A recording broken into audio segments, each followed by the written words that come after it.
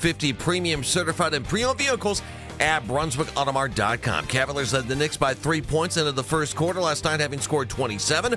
Ball would never drop that good again for the Cavs. Ended up losing Game 2 to the Knicks 109-93. Head coach Kenny Atkinson, while the offense went south after that first. We didn't shoot the ball well. I thought we had a lot of good looks. Good looks from three, good looks at the rim. I thought our process was right. Took care of the ball. Offensive rebounded. I think wasn't a great shooting night. At the end of the day, you got to put the ball in the hole. Tonight we didn't. Cavs shot 39% from the floor, including 9 of 35 from three-point range. New York taking control with an 18-0 run in the third quarter. Now leads the series 2-0. Donovan Mitchell led the Cavs 26 points. Evan Mobley 10 points the first quarter, but finished only with 14, going scoreless in the second half without putting up a single shot. Guardians on Thursday beat the Tigers 3-1. Patrick Bailey with a solo home run, and the Guardians get the 4-game sweep in Detroit. First 4-game sweep for Cleveland since 2021. Brian Rocchio had 3 hits, scored a run. Guardians win the season-high 6th game in a row. Daniel Schneemann, RBI double. Jose Ramirez, RBI single. Guards won 9-10. Joey Cantillo got the win. He went 5 2/3 scoreless innings. He allowed just 3 base hits, and he would strike out 6. Browns had their final OTA session of the week on Thursday. Browns had 3 workouts this week. They'll do 3 more next week. Browns with 4 workouts scheduled the following week, and that will lead up to mandatory minicamp. That starts up on June 9th. Two-time NASCAR champion Kyle Busch passed away on Thursday at the age of 41. This comes after Busch had withdrawn from this weekend's Coca-Cola 600 and was hospitalized for what the team was calling a severe illness. Cause of death is yet to be announced. Busch had the most wins across NASCAR's top 3 series, 234, including 63 wins in the Cup Series. You can now find 92.3 The Fan on YouTube. Subscribe to our YouTube channel. Get the best content from our shows each and every weekday. That's 92.3 The Fan on YouTube. Headline sports news every 20 minutes right here on 92.3 The Fan. From the University Hospital Sports Desk, I'm Jeff Thomas. Up next time for the Ken Carman Show with Anthony Lima here on 92.3 The Fan. Catch Afternoon Drive with Nick Wilson and Jonathan Peterlin live on YouTube each and every weekday from 2 to 7 p.m. The Ken Carman Show with Anthony Lima. Kicks it back out to Hart. Shot clock at 5. Hart on the drive. Spin move. Falling away. One-handed shot is good. Everything going down tonight for Josh Hart. Brunson. Shot clock winding down. Bridges puts it up and puts it in. Josh Hart's going to be a headline, but they've gotten contributions from their entire starting 5. 9 consecutive playoff wins for the Knicks as they add to their franchise record of consecutive playoff wins. Heroics from Josh Hart, a career game, and they take a 2-0 lead in this best-of-7 series. We didn't shoot the ball well. I thought we had a lot of good looks. Good looks from three, good looks at the rim. I thought our process was right. Took care of the ball. Offensive rebounded. I think wasn't a great shooting night. At the end of the day, you got to put the ball in the hole. Tonight we didn't. Ultimately, it looks worse and feels worse when we're not making shots, open shots. Like, you know what I'm saying? So that's why for us and for me, I'm not sitting here like, oh man, like, you know, scrambling, trying to figure things out. At the end of the day, we make some shots, we'll be in good shape. We were down 6, 7, 8, or whatever it was. So give credit where it's due. We'll make our adjustments and we'll be at home and protect home court. This is Cleveland Sports Radio, 92.3 The Fan. All right, audio courtesy of ESPN. I'm not trying to slough it off. I'm just way more angry about Game 1 than I am about Game 2. I'm disappointed in Game 2, Tone, but I understand the logic behind it. Like, the Game 1 was illogical. You should have won that game, and that should have been it. Game 2, okay, you didn't hit your shots. They kind of did the game plan you were talking about. You know, I kind of wanted to throw the ball to the block both games, kind of play tough, do that sort of thing. You said you wanted to wanted them to shoot a bunch of threes. I'm not blaming you, obviously. I'm not trying to start a fight with you on this. This is not what I'm trying to do here. They shot a bunch of threes. They missed a bunch of threes. Sam Merrill was terrible last night. If they hit those shots, I think it's different. I think if they hit those shots in the second half, I think that Evan Mobley actually has an attempt in the second half because I think it pulls the defense out. So there's obviously we're disappointed and agitated that we're down 0-2. But for me, I'm not mad. I'm more mad. I was mad on Wednesday morning. I'm disappointed and know that there is a distinct need to win this game more than we ever have with this group ever. And that considers we are coming off a 2-game 7. So I'm not trying to be hyperbolic here, but this is the truth.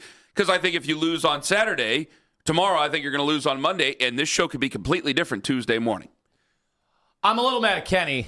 I can't lie. All right, let's get into it. Now, look, they shot 35 threes, and I think a lot of Cavs fans, especially the older Cavs fans from a different era, they'll say you shot 50 in the first game and lost, and you shot 35 in the second game. You couldn't hit. You couldn't buy a basket.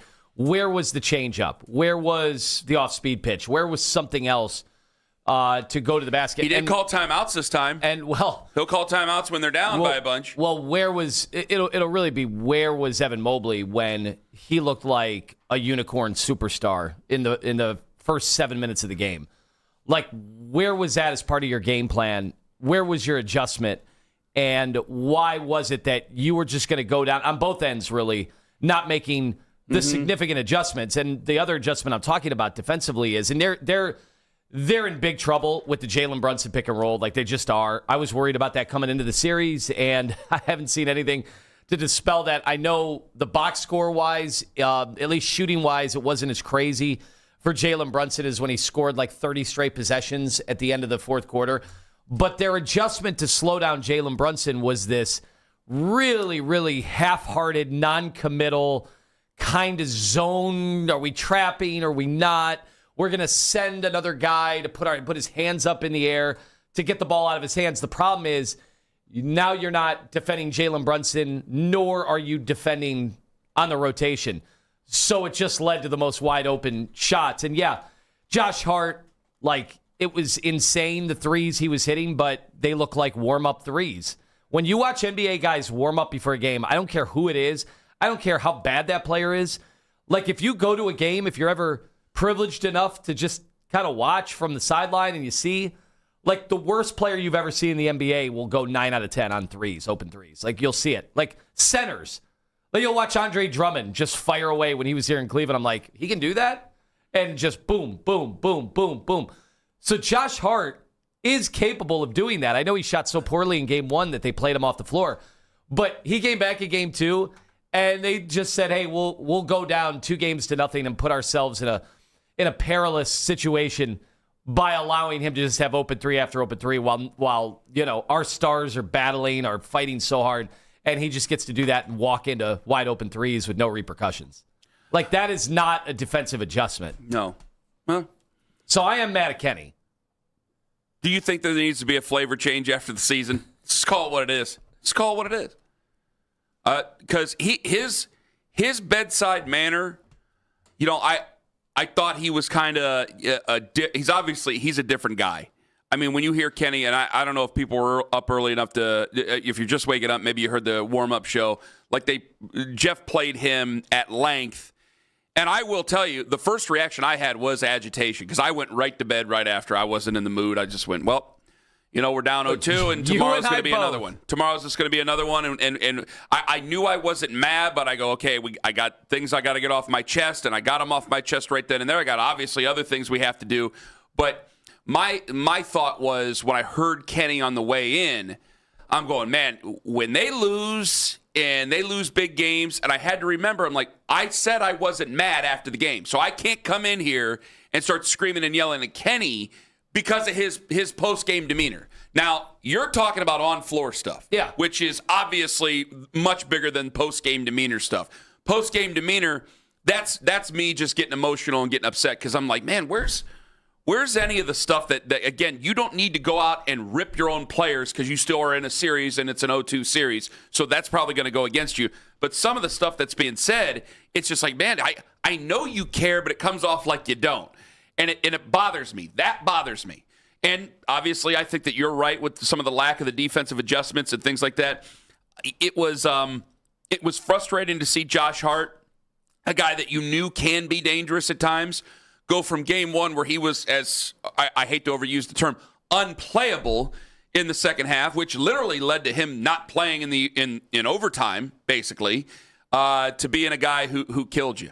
I came away with this game with more respect for Jaylen Brunson, where he didn't just feel he had to put everything on his shoulders and just go fight everybody off, knowing that the defense, I felt, collapsed in on Jaylen Brunson. He had, 14, 15 assists last night? He made the right decision. He was just going to make the right decision. And he has. I mean, ever since the fourth quarter of the last game, because remember, he was struggling before that. Cavs had really bottled him up. He was turning the ball over. He was not making good decisions. He was taking bad shots. And then the fourth quarter happened, and it's like it reminded him, oh, yeah, I'm a superstar. I have owned this matchup with Donovan Mitchell. People have compared us in every ranking. They're always like neck and neck, and people don't know how to differentiate them. And now this is the third playoff series where he is, in a big way, completely outplaying Donovan. And Donovan's gutting it out. Like we're going to have a big discussion about Donovan, how healthy he is. And I know there'll be people that watch him score the basketball and they'll go, he's not injured. This is just an excuse. And I'm here to tell you, he's injured. Like he's not moving the same way. And you need Donovan Mitchell, especially a team like this built the way they are with Evan Mobley probably a few years away from being what he looks he's capable of. Honestly, watching him every single night for the last 4 years, or almost every single night over the last 4 years, like there is a difference. But in the heat of this moment, it's going to sound like a great big fat excuse. Like we have to have a discussion about it. We have to have a segment about it at least one. He's moving half speed. I think people waking up and hearing us today at 6 a.m. Tone, I really do think they're going to think we're making excuses for him. And I don't think you're trying to, and I don't think I'm trying to. I just think you're looking at a guy who definitely is banged up there. Well, he can't elevate around the rim. No. Everything's a floater now. And look, it's been trending in his career, let's be fair. As he's getting closer to 30, and this is what it's going to look like moving forward. Like, he's not going to be able to attack the rim with reckless abandon. Now, we saw moments of that in Game 1, and we saw balls-to-the-wall defense in Game 1. Mm-hmm. And it had me thinking, like, oh, is he going to be able to do this for an extended period of time? And the quick answer was no, because I told you this was our disagreement yesterday about the level of was he gassed, was he not? Legler agreed with you. He's like, well, it can't be that he's gassed. I mean, look at what the Cavs were able to do in, the second round of these playoffs. Well, look at what they were able to do in that series. I think there's a difference in conditioning and injury. I really do. That's nitpicky, but I think there's a big difference, Anthony, between conditioning and a guy who's banged up. Like, you can't tell me they're not conditioned and they're not ready to go. I understand that there might be some soreness and there might be some tiredness there, but you're just going to have to get over that as a professional athlete. I know I'm saying that, and I know what I look like on YouTube right now, but the truth is the truth, right? For him, if you're injured, well, that's different because you're not 6'8", where you could kind of get away with it more. Now, if I'm New York, I'll come out and I'll defend you and I'll body you. I'll get physical with you and try to take you out of it and see whether or not I can pressure you in the moment where, okay, let's see if you can just throw off and adjust to James Harden. And if James Harden can answer that call, I will try to come out and be aggressive with you and get physical with you and foul you even if I have to with some other people to see if you can whip the ball into Evan Mobley or if you're finding Sam Merrill and Sam Merrill can hit shots. Like, that's kind of what I'm thinking. That might be wrong, but that's kind of what I would do. So this is all explainable, and we're in a tight spot right now. I don't think the series is over. I think that if you woke up on the right side of the bed yesterday, you hit those shots, it's not an 18-0 run because you just weren't hitting shots. There was plenty of open looks. I agreed with every guy playing for the Cavs saying, we got a bunch of open looks, we just didn't hit them. I agreed wholeheartedly with him. And sometimes I get annoyed with that analysis after a lot of games. Oh, well, fine. I guess I'm annoying you. No. The first half, that was the best offensive half in terms of looks that they produced that I had seen in the playoffs up to that point. So the fact they were down 4, you could take that one of two ways. You could say, well, that's very good because they're going to hit shots in the second half. But what I was worried about was when you're playing every other day, the mental component is in, you're on the road, you realize you coughed up that game in historic fashion, down, up 22, and you lose that game in game 1. I wondered mentally how they were going to respond. And then the mental turns into the physical. And I think we saw in the third quarter that the mental turned into the physical, and they can't get back on defense. Like, most teams, James Harden are going to have trouble with that, but it was a team effort of not being able to get back on defense. So every time, they didn't turn the ball over as much, but every time you do turn the ball over, it's a layup. Like, you're not blessed with the athleticism that the other 3 remaining teams do have. Mm-hmm. Like, even the Knicks. Knicks aren't a crazy athletic team, but they're still more athletic than you. Like, that is one of the downsides to going and get James Harden. Like, you didn't get more athletic from Darius Garland. Like, you already were in a little bit of a rut there, and you were just hoping that his when you trade for James Harden, that his creation and his ability to fill it up. Well, what has kind of gone away as we get further and deeper into the playoffs, like, James is looking like the most unathletic player still playing on any of these teams right now, and your other guys aren't able to make up for it. Like, you're hoping, James is setting up the assists or the hockey assists. But when they're not hitting those shots, when they're not converting those shots, Now you become really one-noted. They don't have another change-up. They just don't have another thing to go to, especially if Evan Mobley's not going to touch the ball in the second half or call for the ball in the second half. That's coaching and that's Evan Mobley. I mean, that's both. Like, that's the adjustment that I think everybody, like, who do the Knicks have that can guard Evan Mobley? Like, you feel like Evan should be able to attack those guys. Well, here's Kenny last night on Evan and his shot attempts in the second half. I mean, we got to look at it because that's obviously as well as Evan played in the first half. He should have more shots. Again, I could just say they were really tagging our rollers. They are in there. And, you know, my big preaching to them these past day or two is hit the open man, and I felt like they did that. So we'll have to look at it. Of course, always got the offensive boards. Can we get out and transition more? You know, that would be another way. We got to find a way to get them involved more, even with the defensive. Kenny, sorry to interrupt. Kenny? Me or him? Both of you. Okay. Kenny's, we got to look at it. Like, this is not, like, we watch the NFL quarterbacks the minute after they throw the interception. They are looking at it on the tablet. Yeah, they are. These guys have all of that stuff available to them. You normally don't. Like, I saw Jaylen Brunson in game one. He was looking at a tablet when he was on the bench in the second quarter trying to figure things out. You have the ability to look at this stuff the minute it happens. Like, what are we talking about? We've got to look at it. Like, it didn't feel to the head coach. Like, what kind of pulse does he have on the team? That they're in the second half. What did he need to be told that there were no shot attempts from Evan Mobley? I'm going to repeat the stat line, guys. 0 field goal attempts, 0 makes, 0 3-point attempts, 0 makes. He did get to the foul line twice. He had 2 rebounds. He had 3 assists, 0 steals, 1 block, 1 turnover. This is all second half? This is all available in real time to Kenny Atkinson. The rest of those stats were all second half, That was all second half. Because I know we used, 5 for 8 in the first half? Yeah, we're all in the first quarter. 14 points in the first half, and to lose track of him. Why did he say he needs to look at it? I understand I got to put a little bit on it. What is he looking at on the sidelines? Because you know what? Because it's welcome to a Browns Monday, man. That's what Browns coaches do. They say we got to look at it. They're looking at. I understand what you're saying. He's just trying to get through this is a Browns game. This is a Browns. He's trying to get through the press conference.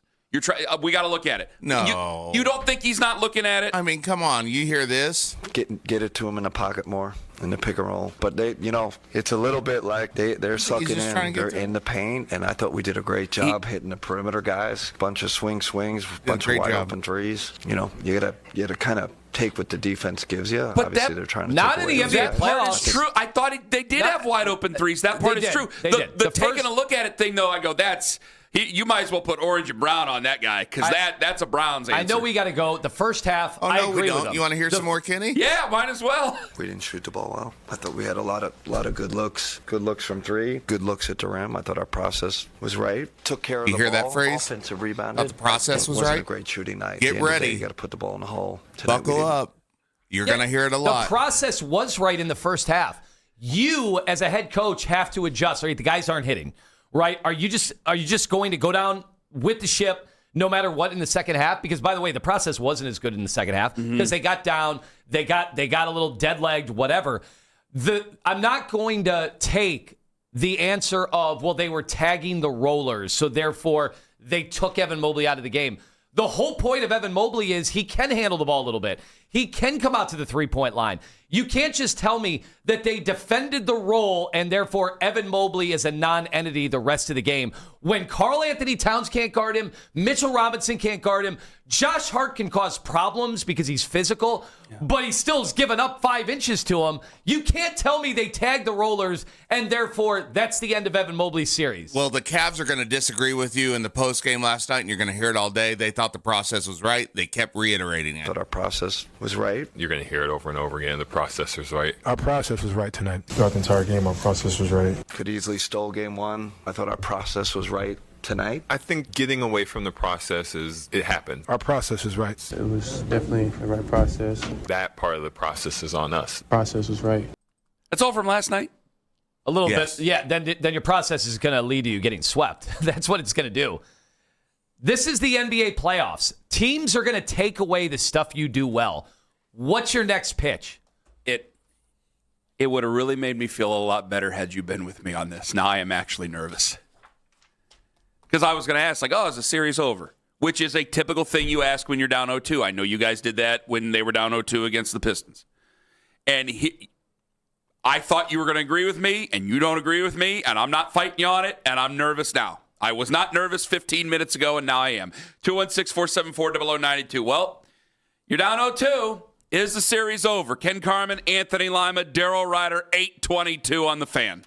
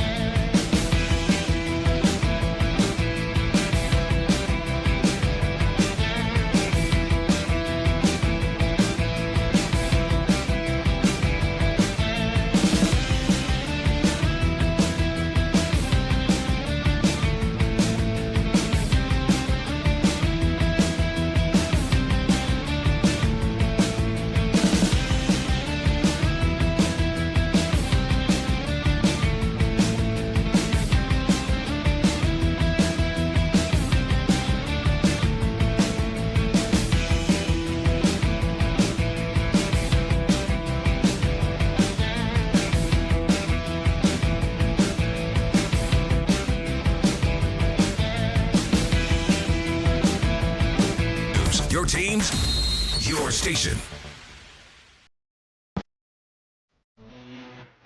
But our process was right. You're going to hear it over and over again. The process was right. Our process was right tonight. Throughout the entire game, our process was right. Could easily stole game one. I thought our process was right tonight. I think getting away from the process it happened. Our process is right. It was definitely the right process. That part of the process is on us. Process was right.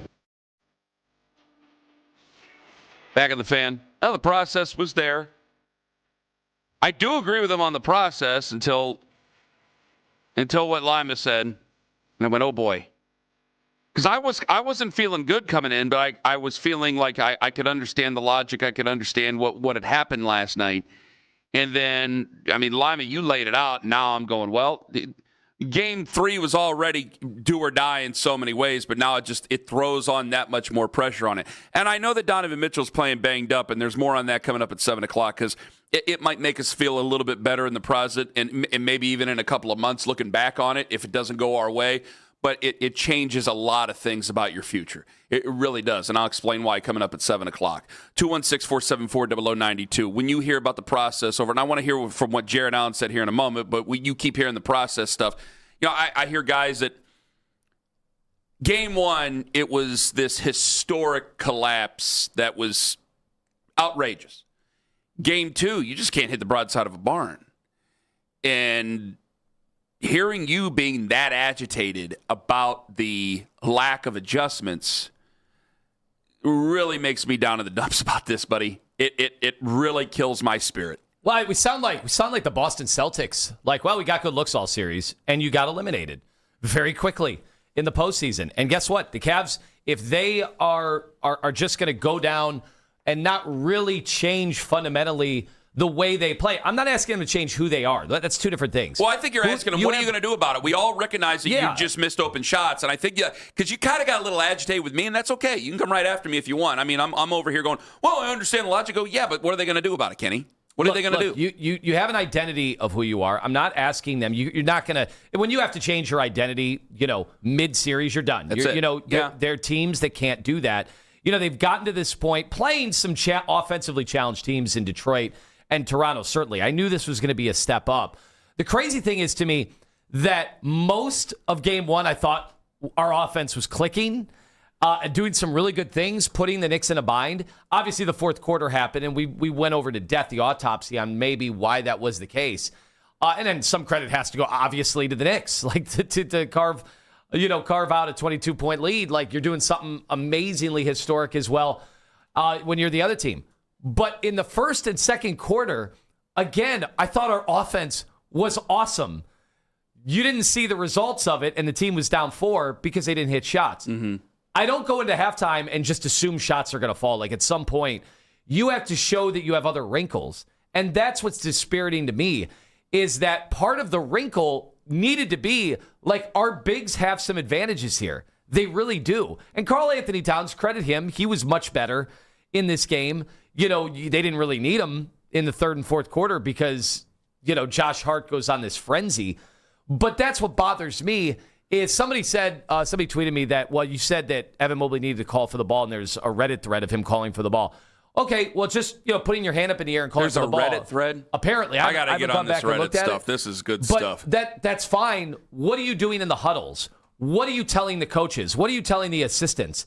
What are you telling Donovan Mitchell? Like, are you just in deference to him and James Harden? Are you just his history would tell me that he would probably be in deference. Like, I'm going to need you to be a little more vocal. Like, that's part of being the guy that is a supermax player. Has been the sheriff, though, this year. Maybe he was yelling at him in the huddles. I'm not sure. You've got to make it incumbent upon them to force a change of some sort. Because what I saw last night, 0 field goal attempts. I've never heard of such a thing. For a guy who in the opening 6 or 8 minutes of the game, all 3 of the broadcasters were like, oh, what are the Knicks going to do to stop that? Well, apparently Kenny said, well, they just tagged the roller. Okay, well, I'm gonna need some other avenues. I'm gonna need us to exhaust all other outlets. All right, here's Donovan Mitchell on being down 0-2 in this series. I think it helps just from a mentality standpoint. This isn't our first time at it, right? This isn't our first time facing adversity. We've been through 2 Game 7s, so being down 2-0 is not the biggest challenge. You know what I mean? It's just something it's right here. So let's go ahead and take advantage of it, right? Understand that they're going to make adjustments. We are as well, and obviously our process was right tonight. I'm not mad at what we did offensively. Defensively, make some tweaks and changes. See, I heard that last night, or I heard that this morning, and it made me feel better. Now, it doesn't help because you're down 0-2. No one wants to be down 0-2. You didn't do that on purpose. You didn't do that there. So I want to ask you, I want to hear Jarrett Allen here in a second. After Jarrett Allen speaks, I want to know from you if the series is over to you. 216-474-0092. Here's Jarrett Allen last night about being down the time. 0-2. Jared, you mentioned that you've been down 0-2 before. It happened in previous series against Detroit. Right. But is 0-2 in the playoffs, is it uncomfortable? Is it stressful? Is it any of those things? It's the reality of the situation. It's definitely not where we want to be. It's definitely... Is it stressful? Yeah, it is, because your back is against the wall and everything's on the line. Your whole season is on the line. The statistics if you go down 3-0. So, yeah, is there stress behind it? Yes. Is there, I don't know the word for it, but is there an extra fight that we have to give for next game? Absolutely. Yeah, that ain't a good thing. So what Donovan said is made me feel better. What Jarrett is telling you is the absolute truth. I've probably never been more proud of a player on this team than Jarrett Allen there. Just going, you know what? Company line says we're going to do this, and we'll get it, guys. And then he stopped himself in the middle of it. That's right. Yeah, it's stressful. Being down 0-2 is stressful. Okay, but that means that on Tuesday, if this doesn't go our way, and all of a sudden we're talking about different things, let's go next week, all right?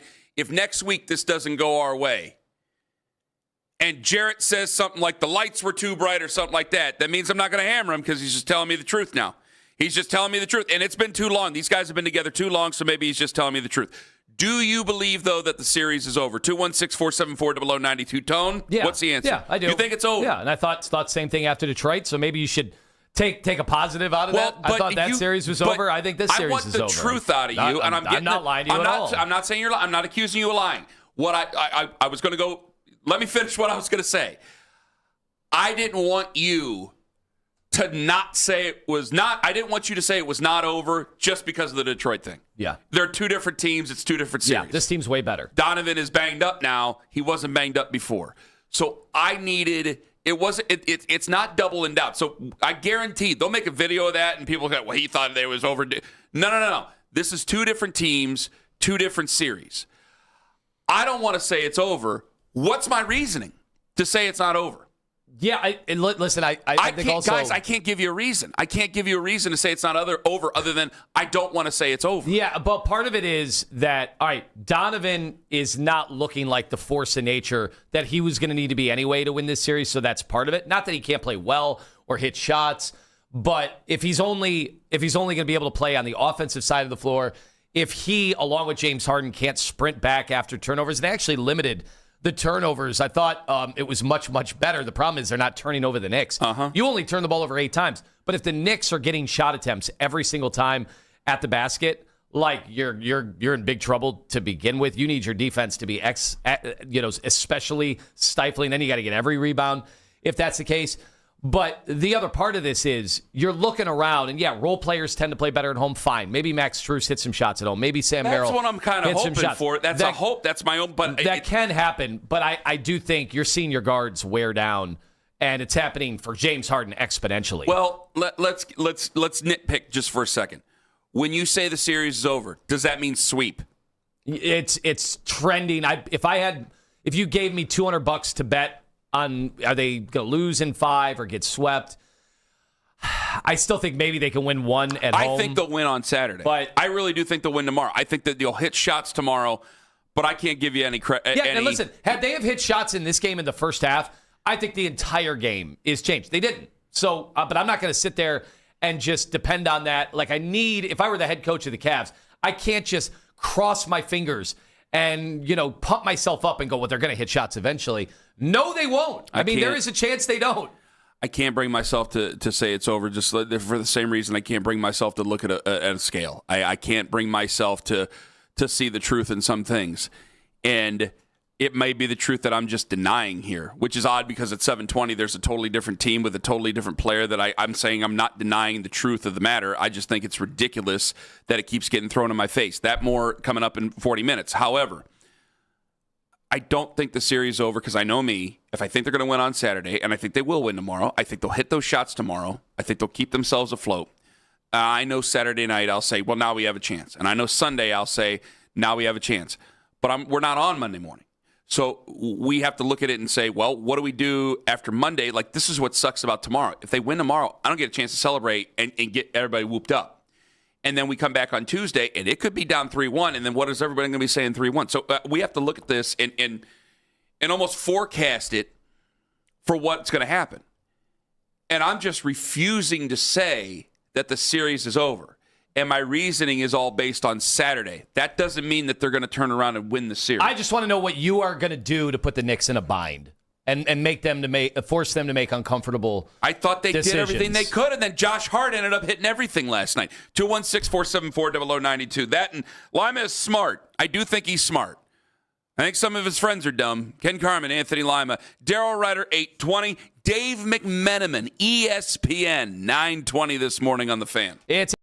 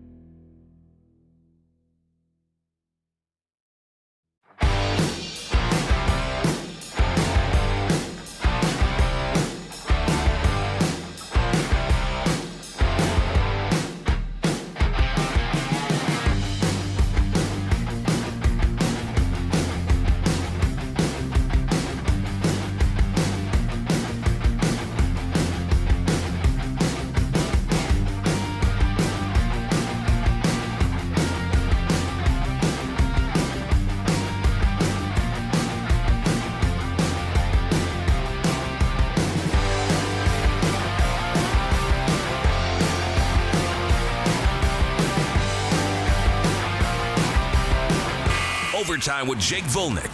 Weeknights at 7. Sports Radio 92.3 The Fan.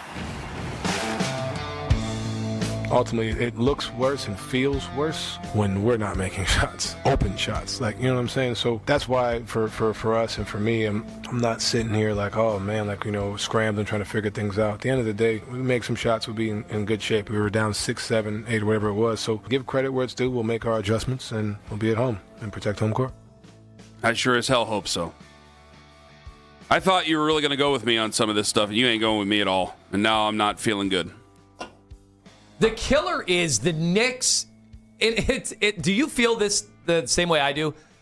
I feel like we do get better looks and better opportunities against the Knicks defense than the first 2 rounds. Now, can we stop them? That is, they present a whole new boat of challenges, without a doubt. Like, I'm just going to be honest. Like, they're not going to have a solution for the Jaylen Brunson thing. They kind of got to hope they miss some shots. I don't like the way that we adjusted defensively. Let me ask you this. I got to stop you. Can you expect is Josh Hart anywhere near the same? This is an honest question to you, okay? Don't kill me for it. Can I look at Josh Hart the same way I look at maybe Karis LeVert? Because, like, Karis LeVert went nuts for Detroit in one game, and I'm like, Karis LeVert ain't going to do that every day. Okay. Now, we have extensive experience with Karis. And Karis is a heat check guy, so he can have explosions. And I know Josh isn't the same type of player at all. I'm not trying to do Lonnie Chisenhall, Chase the Lauder here, but I'm trying to make myself feel better because I kind of want to go, collapse on Jaylen Brunson. There'll be assists there, but Josh Hart's not going to have the same type of night. But go ahead. He reminds me of Draymond Green in that regard. Draymond, if you remember, and nobody talks about this in Cleveland because this would have been all-time bad for what a villain he was. Do you guys remember Draymond Green's Game 7 performance? You don't, because we won the game. So it's all about Kyrie's shot, the block. I do not remember. Big moments for J.R. Smith. I did not remember. Dude, he hit like 5 threes in the first half of a Game 7. And it's like, well, we're going to leave him open. We are going to guard Klay Thompson. We're going to guard Steph Curry. We're going to do everything we can to get out on those guys. So what does that leave? You got to make tough decisions. Well, they swung the ball to Draymond Green, and he hit dagger after dagger. And I'm like, we're going to lose this game, and the talk is going to be Draymond Green winning the Game 7 for them. Nope, we won the game, so nobody talks about Draymond Green's Game 7. Don't. He might have had 30. You're Did probably he have 25, 28 points? You're probably the points? first person to bring it up in 10 years. And you're forced, the really good teams in this league force you to make very tough decisions. Like if you're playing Oklahoma City, you're going to leave Lou Dort open. And if Lou Dort hits 5 threes, he's capable of it. It's kind of like a tip your cap. The issue I have, I can't walk away just tipping my cap to Josh Hart because we didn't show any other looks. We didn't force them to do anything. In a way, and I know this is going to sound crazy because he cooked you to such an extent, but I got to be okay with Jaylen Brunson hitting off-balance contested bank shots like at times. Like you gotta make them do different things. But man, This is where the media plays into it. This is where guys like us play into it. If Jaylen Brunson just goes nuts, you get killed. We just keep saying, how do you not find a way to stop Jaylen Brunson? And it's like, man, they did what they could to stop Jaylen Brunson last night. Josh Hart ends up hitting shots, and I'm going, guys, if you're not shooting 20% or whatever it was, like you have a chance in this basketball game to win this game. That's part of the reason I'm not freaking out. Like I don't want to throw everything out and just start all over again because you can't. We're going on 3 games into the series. You can't do that. You can't really change your identity halfway through the series. Those are your own words. Yeah, it is. You've left me with no other choice other than to hit the shots. I'm not calling Kenny Atkinson stupid. Well, I know you're not. I'm about to call some of your friends stupid. I understand how difficult this is, especially when Jaylen Brunson's making the right decision every time. The problem is you're not really putting him in any uncomfortable spots. Like, you can, believe it or not, you can trap Jaylen Brunson right when he crosses half court. That's the James Harden treatment, right? Like that he's gotten very often. And it's Jaylen Brunson's not some athletic specimen who can just jump up in the air and make LeBron James diagonal cross-court passes. He's not that at all. So you can do that and then rotate and then get back, and now it's late in the shot clock. And so now the Knicks are in more of a bind. They're not doing that. What they're doing right now is they're allowing Jaylen Brunson to kind of dribble to some comfortable spots on the floor. Oh, wait, I see a double team, or James Harden's coming over to shade, or maybe on this particular possession, It's Karl Anthony Towns is coming up to set a screen, so I'm diagnosing. They're not really doing that. It's like they are half-heartedly, am I semi-committing to a trap? Okay, I'm going to easily throw it to this wing. Now we're looking at the defense, and they're retilting. Now I can examine everything. You're not forcing the Knicks to make any tough decisions. They're just throwing to the outlet. All right, he's wide open. He's going to step into a three. All right, it's OG's turn to step right into a three. It's Miles Bridges' turn to step right into a three. There's no scrambling going on and really putting you in a tough spot. Like you saw the Raptors did that to us that entire series. They would double us 40 feet from the basket. We'd throw it out of there. If we got it out clean, then they'd recover. Like we're not doing any of that. So Dave McMenamin's going to join us at 9:20 this morning. The process might be right or the priority's wrong. That obviously about the Cavs. So you were getting texts yesterday from your friends telling you they would have just rather lost to Detroit. Yeah. That is dumb to me. I know you didn't say it. You I'm know saying me. You're a smart man most of the time. That is dumb. I saw some of that on online too, because what happens is when you get to the Eastern Conference Finals, you're the only game in town. The rest of the NBA, it's almost like the NBA Finals. Everybody is watching you. To me, you're just being City scared. fans are watching. Not the you. Spurs Your friends are watching. just being scared. Well, of course they're scared. Because, Stop acting scared for the love of God. Like I don't feel good about being down 0-2 either. But for the, I think there are people I've been debating throughout this whole run. Like, what is the point? You have no chance to win a championship, so who cares? Why make a trade for James Harden? Why even bother? Why if we knew this was going to happen and you had no shot to get to the finals, then why even bother trading Darius Garland? Like I've seen a lot of people. That's not just my friends. I've seen a lot of that. That's really online. weird and fatalistic. I can't get behind that. So, well, people do the same thing with the damn Browns. I was going to use them as an example. What do we do with the Guardians? I can't be that way the entire time. Like you don't know when the ball's going to bounce your way. I got to try something. Yeah, and this just wasn't something. I mean, he is a really good basketball player, and you're in the Final Four. Like. I used to think that would mean something, but now there's an element of every fan base that is titles or nothing, and if you're not winning titles, it's a failure. Unless you're some young, plucky team. Obviously, we're not that. You traded for Donovan Mitchell, you used up a lot of your assets. Like, it is all-in mode, this was part of your all-in. I'd much rather, the further you go, like, it hurts. It hurts, but I'd still rather hurt with something on the line than just be nothing.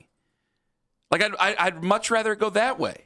Or I'd much rather have something that people think we're going to be good, and if it doesn't go our way, you still have to look at it and go nuts with it and say, what needs to be fixed? This is ridiculous. To say you'd rather lose in an Eastern Conference semi instead of an Eastern Conference final. I will say this is more of an NBA thing than the other sports. The later you get, the more you get clowned. Right? Like James Harden. Well, yeah, because there's only what you said. There's only one game to cover. Would James Harden have been better off just not getting traded to the Cavs and playing his season in irrelevancy with the Clippers? And then he doesn't have that moment where it's 7 straight baskets and the whole league is like, you're cooked. Like, they don't know that James Harden actually played really well at times during the Toronto series or during the Pistons series. So then you're saying, going back to the truth of what Jared Allen was saying, I'll go back even a few more years. So if the lights are too bright, you're just telling me that, no, Jared Allen wasn't wrong. He was just early, if you're going to say it that way. Now, none of us saw in 2023 that James Harden was going to play for the Cleveland Cavaliers. Yeah. But when I'm hearing this, if we're just going to be afraid of expectations, then what was the point of any of this? What's the point of even cheering for sports in the first place? Daryl Ryder at 8:20 this morning. Obviously, we have to ask him how he thinks the Cavs are going to climb out of this 0-2 hole. If they can climb out of this 0-2 hole, I'm not ignoring the truth. Coming up at 7:20. And Donovan is injured, and that might make us feel a little bit better now. But we know that can change the future. Ken Carman, Anthony Lima, live on The Fan. Friends, Ken Carman.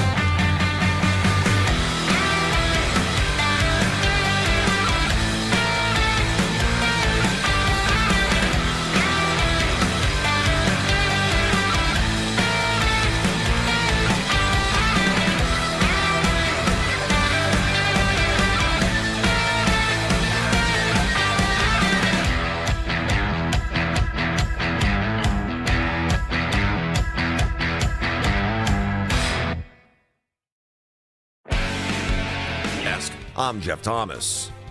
Baseball, basketball, and the Browns. It's why you need the afternoon drive. Weekdays starting at 2. We just made shots.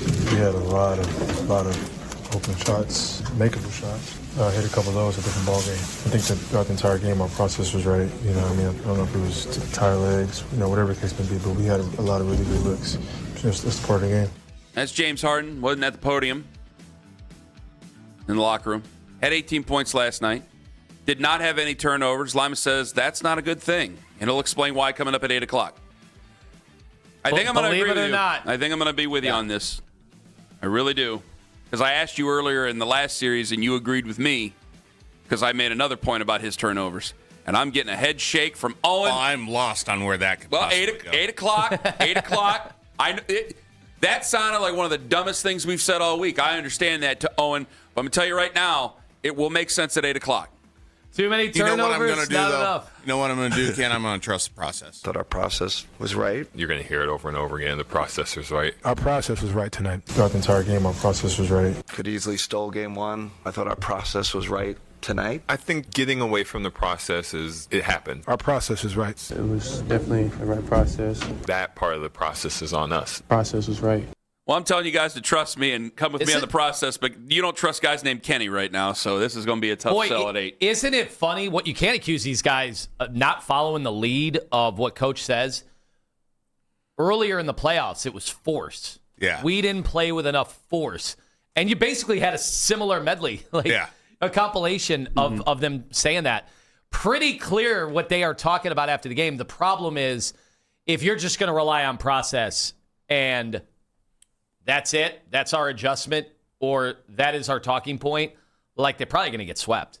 You can't just say we're doing all the right things as you're down 0-2. It was obviously not right. Now it's hindsight to not guard Josh Hart, right? That's part of your process is let that guy, because he hadn't burnt you yet, right? But he did. Donovan's clearly banged up. Daryl Ryder going to join us at 8:20. We'll ask him how he thinks the Cavs should dig out of this thing. Also, Dave McMenamin going to join us. He'll join us at 9:20. I'll ask him the same question. I want to get to you guys on this and get to the calls here. However, Donovan Mitchell's clearly banged up. And the tired thing, I can't give you tired. Injured, it's going to make me feel better for the now. It might not make me feel better for the future. Here's Donovan. We just didn't make shots. I loved everything about the looks we got, and some days you just miss the open ones. We got great looks. Sometimes we're in and out, sometimes they're short. Offensively, I'm not worried at all. We did a really good job getting to the paint, trying to find guys, and that's why our assist total was low. It's just because we couldn't make shots, and it was everybody. So nothing to hang our head about. They protected home court, and we've seen this before, so we got to go get game 3. You guys have obviously played a lot of basketball over the last month. How much do you think we can keep? We're not tired. We're not tired. We're ready to go for game 3. He knows he can't sit there and say he's tired. If he says he's tired, then that's the end of it. For the love of God. I do think he's injured, and I think he's playing banged up. And we got a tweet from a very loyal listener. Twitter reactions brought to you by Shiben Jewelers, Cleveland's premier jewelry store. And he hit it right out of the park. Chris Cornwell says, so the Cavs have a superstar that seems to be battling injury every postseason. Doesn't seem ideal. This is where we're at here. This is going to sound like a complete and utter overreaction. And I don't need to talk big picture too much because if they don't win tomorrow night, I think they will win tomorrow night because your backs are up against the wall. I think that Sam Merrill will shoot better at home. I think they will shoot better at home. I think Monday could end up being the Waterloo one way or the other. This is not going our way. You tried to collapse on Jaylen Brunson. Things didn't go your way. Then Josh Hart ends up hitting shots. We got plenty of time to talk about that. I don't want to get too big picture, but after this series, if the stories start coming out about Donovan and how injured he is, because who was on Bill Simmons last night, you said? Kirk Goldsberry. Kirk Goldsberry. And you had him on CBS Sports Radio. I had him on CBS Sports Radio because he's a West Coast guy, so he can stay up late. He can't come on the morning show. And I think he's been on Afternoon Drive. He's right about that. Well, when we get to the offseason and we start thinking about stuff, when you hear that and when you read what Chris writes to us, what do we say about Darius?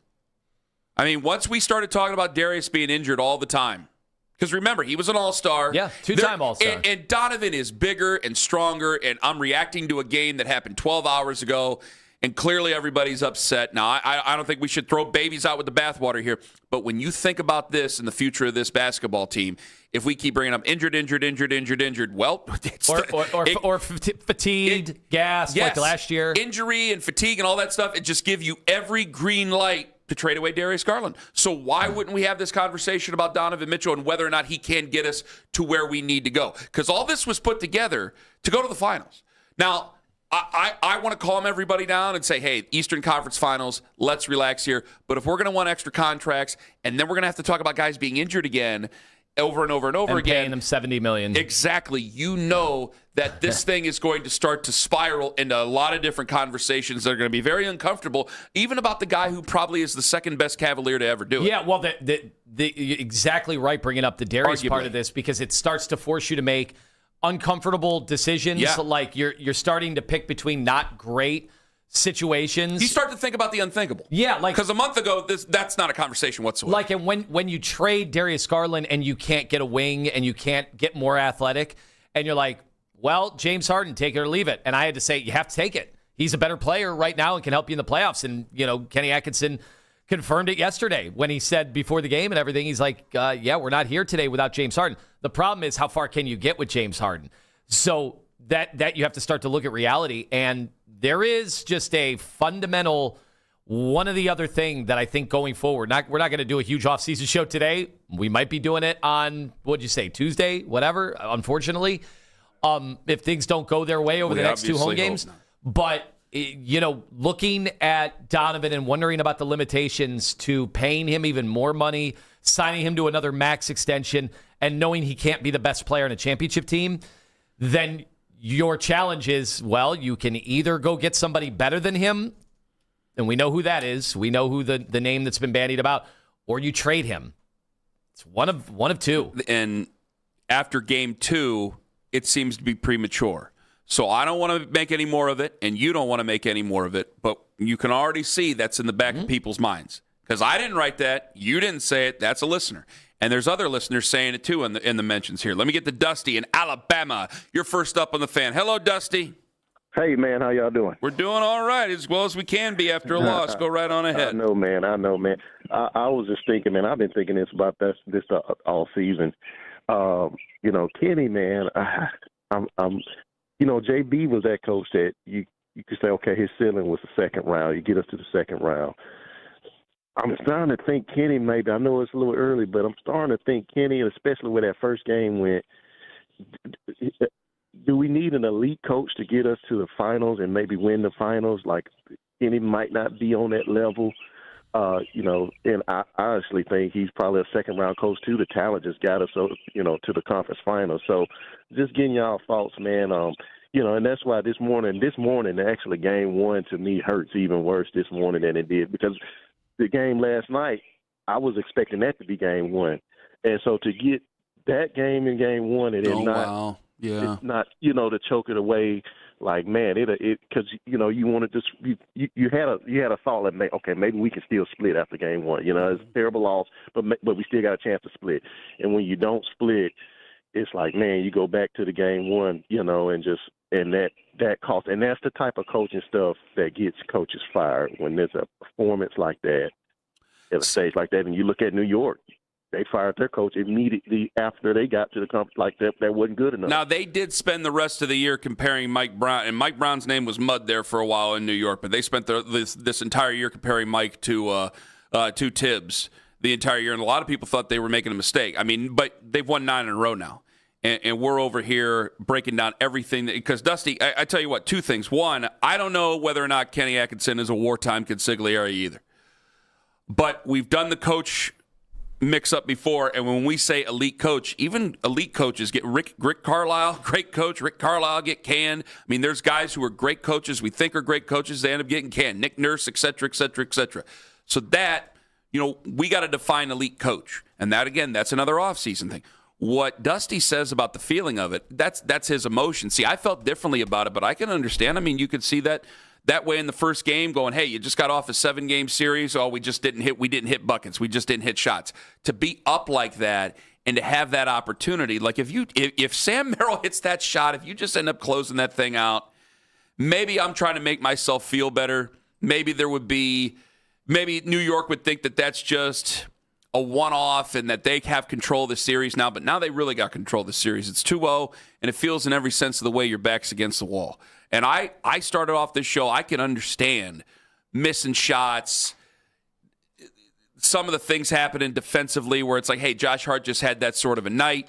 You can't, if you're not able to hit shots on the outside, you can't keep your defense honest, so that collapses in on Evan Mobley. There's so many different things that I could get into, but they might just all sound like great big fat excuses to a person who's upset about it, and I can understand that. Daryl Ryder coming up at 8:22 this morning. How do the Cavaliers crawl back into this series? Also at 8 o'clock, there were 0 turnovers from James Harden, and why Anthony and I think that it might be a bad thing that there were 0 turnovers from James Harden. That sounds silly. You can trust us on this. I think you're going to agree with us at 8:01. Coming up in 5 minutes, I'm not ignoring anything about Myles Garrett because my friends and my boss would never allow me to. I just think you're silly. In 5 on the Fan. All right,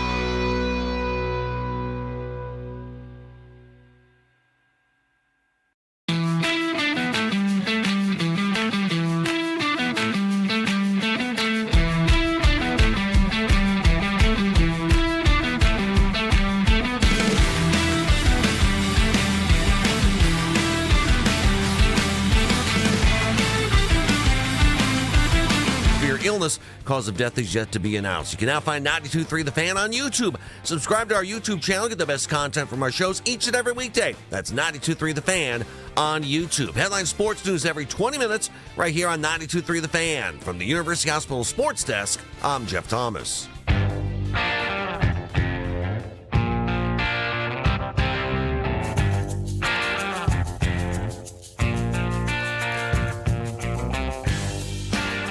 .745, the shocking loss of a legend. And at 8 o'clock, we will explain to you why James Harden not having any turnovers was a bad thing last night. Stay with us. I promise you it will make sense at 8:01. That sounds dumb right now, but it will make sense at 8:01. It'll make sense at 7:22. I understand it doesn't, but it will make sense at 8:01. Well, by the time we get done explaining everything, it will make sense at 8:07. But you have to hear it at 8:01. Yesterday, guys, I'm not denying the truth, or I'm not denying it's not the truth. I'm not ignoring the story. I'm not, because you won't let me ignore the story. Cavs are down 0-2. We're going to get back to the Cavs and your calls here in just a moment. I'm not denying that it's a story, and I'm not ignoring it's a story, because you and Keith and all my friends won't let me. Peter Schrager, nice guy, real nice guy, dead serious, erase a phrase, real nice dude. Peter Schrager won't let us forget about it. Peter Schrager on ESPN mentioned the station, mentioned the guys in the afternoon about you-know-who, because we got to keep doing it.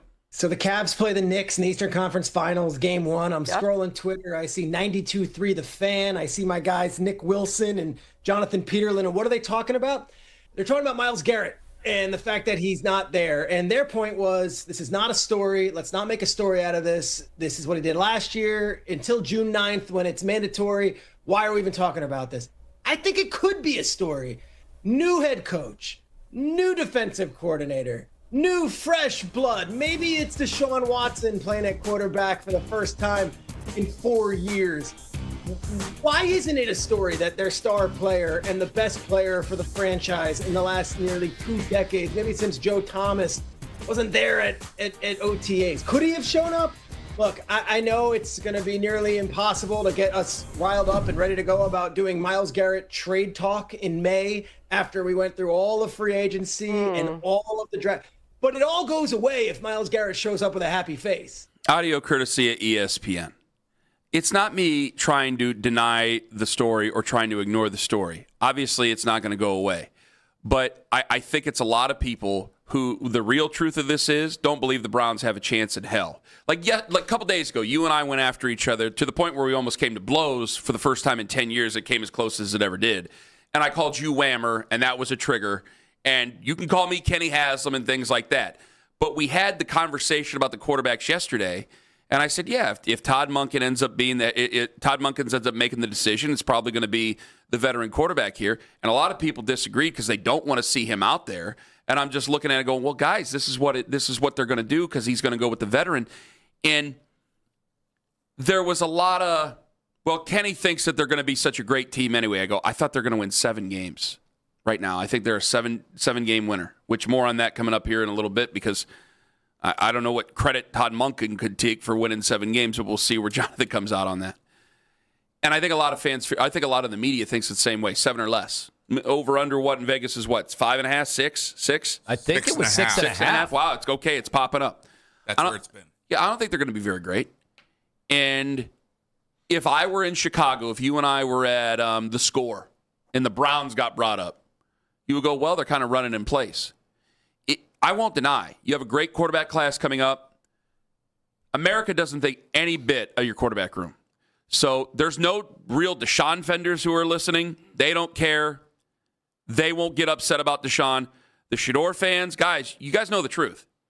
They think none of the quarterbacks are going to be here in 2027.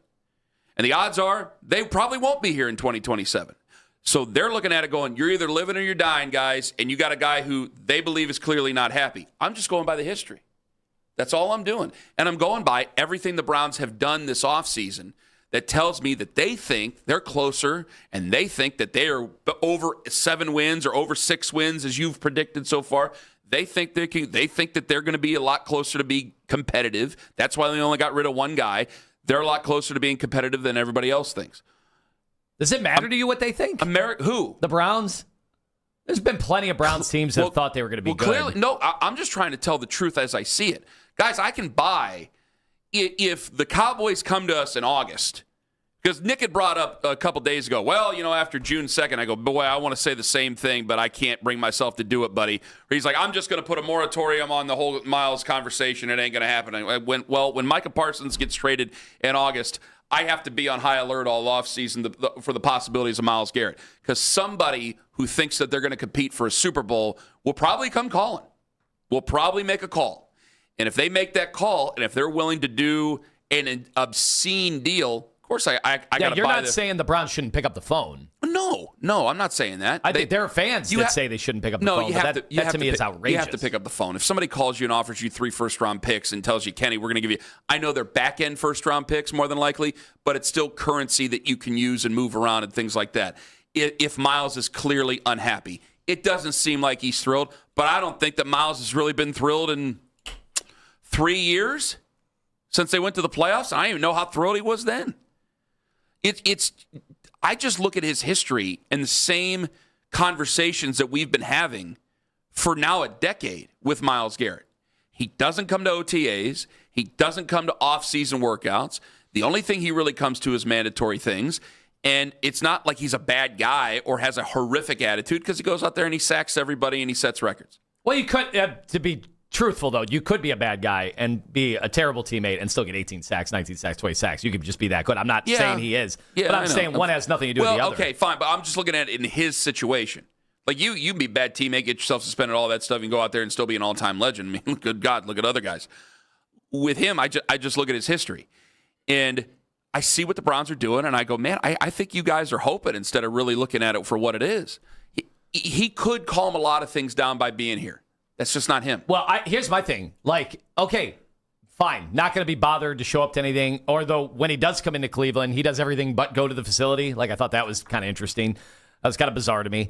Not saying you have to, like, go to practice or do it, but you can, there could be some pictures of you on social media, at the team facility. The other part of this is, like, these players have platforms that they didn't have 20 years ago. Like, Myles could diffuse all of this so easily and go on Instagram, go on someone's podcast. Remember, he did the one with Micah Parsons, and it was awesome. He's so good at it. He could do all of this to alleviate it, which goes to show he kind of likes the conversation. Let's be honest. Myles likes being talked about. He loves that Peter Schrager just mentioned him on national airwaves and brought it up as a story. He's not doing anything to diffuse it. Like, he could go out of his way and make all this disappear immediately by doing a Zoom call with the head coach, and then boom, all right, they can put that out. For the first time in a while, I think I'm going to agree with you on something. Because he very well, you know what? Record this. This is where I'll come with you on one of these things. The more conversation that happens, the more these other general managers kind of kick around and go, we offered him 2-1s a couple years ago, and they weren't going to bite it. Guys, how close are we? Stephen Jones, use Dallas as an example, because everybody thinks Dallas is crazy, so go ahead and use Dallas as an example, right? Stephen Jones looks at the old man and goes, oh, Dad, you ain't getting any younger. Ain't getting any younger. We got Dak's back. We got these guys on defense again. Whether or not a Browns fan believes that Dallas is close to a championship is beyond the point. The point is that the more conversation that happens, if you got a bunch of people talking in your neighborhood about selling their houses, you think you and your wife ain't going to sit down and go, what could we get for ours? The neighbors buy a new car. Hey, you know what? That van, I don't know if that van's really like what my wife wants anymore. Like, you have these, and everybody's talking about these things. You can't help but have the conversation with yourself. So that's where I think you're right. Myles, if he came out and said, there ain't no way I'm a Cleveland Brown for life, this, that, and the other, maybe it kills it. Maybe it helps kill it. Probably not, because it's a long off season. We have to have conversations, and I think a lot of people will just go out there and say, yeah, Myles can say whatever he wants. I don't believe him. But he could kill a lot of that by saying it. You're right. The more the conversation is out there, the more maybe Miles goes, hey, maybe some of these guys have this conversation and say maybe they will give up 3 first-round picks, and maybe it's a place that I want to go, a Dallas, a Philadelphia, etc. Maybe it would be Green Bay. Green Bay probably talked can't Buffalo do it, but at one point. Buffalo, like those things. So that I won't deny, because it is the chance to make a lot of money. Because the second he got traded, it would probably be top end again. You would probably be re-signed. You would have a different contract. You would have a reworked contract. So you should be able to get here too and compete as well. It's tough to me because when a guy like Peter Schrager, who we really like, and when a lot of these guys who we like Albert Breer's good. When they bring it up, it sounds like I'm fighting the truth. I'm not fighting the truth. It makes sense if you don't think that the football team's going to be good and you don't think that they have a quarterback. Yeah, you better get ready for the future. 2027 has a great draft class. We believe so right now. 2027 has a great class. You guys need to get yourselves ready. You guys got a good young football team here. Spend another year kind of on the mat. Then you guys get yourself a rookie. Then you guys get ready to go. But I just see what the Browns have done, and I go, I don't think they have any inclination about that whatsoever. And Miles, if the Browns are so strong about not trading Miles, what's Miles going to do? He ain't going to stay home and cost himself money. That's bad business. So he'll come to work. He'll show up, cost himself $50,000 a day. I understand that the Browns could just waive that if they really needed to, and it seems that they'll do anything for Miles. But I don't think that Miles is even going to question costing himself money. So he'll still come to work for the mandatory stuff, but he's never really showed up for the voluntary stuff. Not since, his rookie year? Well, that's the hard part of this is we have no idea. The Browns probably do, but we have no idea whether or not Miles truly wants out, right? Mm-hmm. It's an assumption from everybody outside of Cleveland. Like, of course he wants out. Of course he wants to go to a team like the Cowboys or an actual contender and have a chance right now. Like, the Browns don't have a quarterback. And until they have a quarterback, like, why would he want to waste years of his career when you see an injury happens and you're never the same? And then you lose all the leverage. And these teams, they turn on you quicker than ever. So, that is part of the dialogue. Let me ask you this, and this is where I think the Jim Schwartz stuff is overblown. He said this stuff when Jim Schwartz was his defensive coordinator. Mm-hmm. Could Jim Schwartz end all that conversation? Do you really think he'd be here for Jim Schwartz? Do you really think he would be at the voluntary stuff for Jim? He may like Jim Schwartz. He's going to be about his business. He's going to be about his legacy and his greatness. Question. Would he stop any Schwartz of these conversations if Jim Schwartz actually got the job? I don't think he would. Yeah, I don't know. I don't think he would. He does his own thing. He is a guy that I think frustrates a lot of people because he marches by the beat of his own drum. He doesn't do the classic rah-rah crap. He doesn't do it. And that bothers a lot of us because we all stopped playing football in high school and we all did that stuff. Well, and when Aaron Rodgers wasn't doing that stuff for many years of his career, everybody called him a bad leader. And that's true. And Aaron Rodgers is a quarterback. Like Lamar Jackson. Lamar's a quarterback. I think that those are issues if those guys aren't at those places. Like Lamar ain't there. But rest Lamar's assured, an issue. they did get called all those things. Like, yes, you're a bad leader. You're yes, aloof. They did. Yes, they did. You're someone who the other teammates can't relate to. But they're still in a different position. They are the supreme position, maybe in sports, certainly in their sport, where they got to know where everybody's going at all times. Miles, yeah, he's got to know where other guys are going on the defensive line and certain stunts and things like that, but he don't need to know what they're doing on offense. He don't need to know what the Browns are doing on offense. He doesn't need to know what they're doing behind him. He's got one job and one job only, and he's really, really good at it, and he'll be wearing a gold jacket the first chance he gets because of what he does. But I don't think that this Jim Schwartz stuff, I think, is completely overblown. I think he'd still be feeling the same way. Because I'll tell you what, Tone, I think that you have a very hell of a point right there that I can't fight. I can't get into Myles Garrett's headspace. It's been over a year since I said anything to the guy. Well, no, it's been since last year since I said anything to the guy. So it's been 7 months since I said anything to him.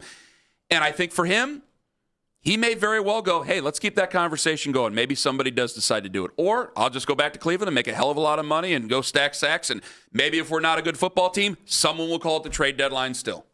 I'm just looking for some evidence. Either way, it works out for him. I'm looking for any evidence that's out there. And if you guys can find it, I'm looking for any evidence whatsoever that he's excited to be a Cleveland Brown. He's excited to play for Todd Monken. I'm just looking for some evidence. He has not volunteered any of that stuff. When's the last time you had evidence that he's excited to play as a Cleveland Brown, though?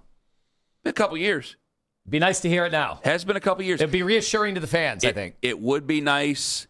It might be reassuring. But I do think that as the time grows and the conversation continues, I mean, you're kind of seeing it right now on the social media stuff. I think there's plenty of people kind of changing their mind on that, going, maybe I wouldn't feel so great. Maybe they should be picking up the phone. Maybe we should take the value for what we got. Guys, there's plenty of people who think we are wasting our time talking about any of these quarterbacks that are in this quarterback room. And by the way, more than likely, considering the Browns' history, you guys are right. You guys are right. And look at the rest of the world and how they think about the quarterback situation. At least in major media, they just think that we're wasting our time with the quarterbacks. Hence, that's why we're talking about Myles Garrett so much. Because every way we do this, it just works out well for Myles. Myles can be traded to a competitor. He could stay here and make a lot of money. And honestly, the Browns would probably give him another contract to make sure he's the highest paid non-quarterback. Or he could be traded to a competitor and still get a contract. Either way, Myles wins. So what good is it to his business? I think he's just being a businessman. What good is his business to stop any of this? You just knew when Adam Schefter retweeted that yesterday. This is not going anywhere in terms. This is always going to be a story now. I'm not denying it. I'm not going to sit there and say Albert Breer's a liar or Peter Schrager's a liar, because they ain't lying. Because if you were to look at it from any individual, if somebody calls you, Anthony is the GM, me is the GM, I like Myles, and I know you like Myles too, but if somebody calls up and gives me 3 first-round picks, is willing to give me 3 first-round picks, I might have to consider calling Myles and say, hey, because you have the no-trade clause, you want to go to this team? I got to kick this idea around.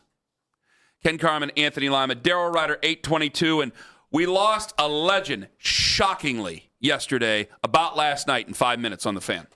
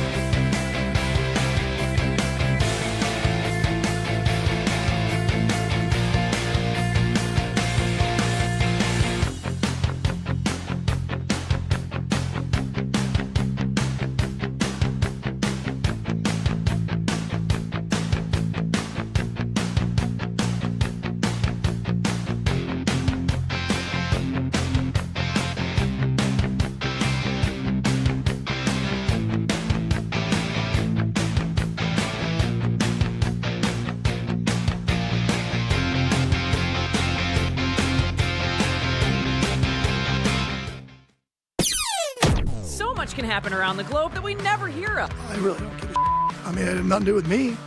I mean, they moved the meeting. I didn't miss it. I was just trying to get a sweet haircut. How it is when you win in Cleveland, man. They love you. When you lose, it's the way it should be.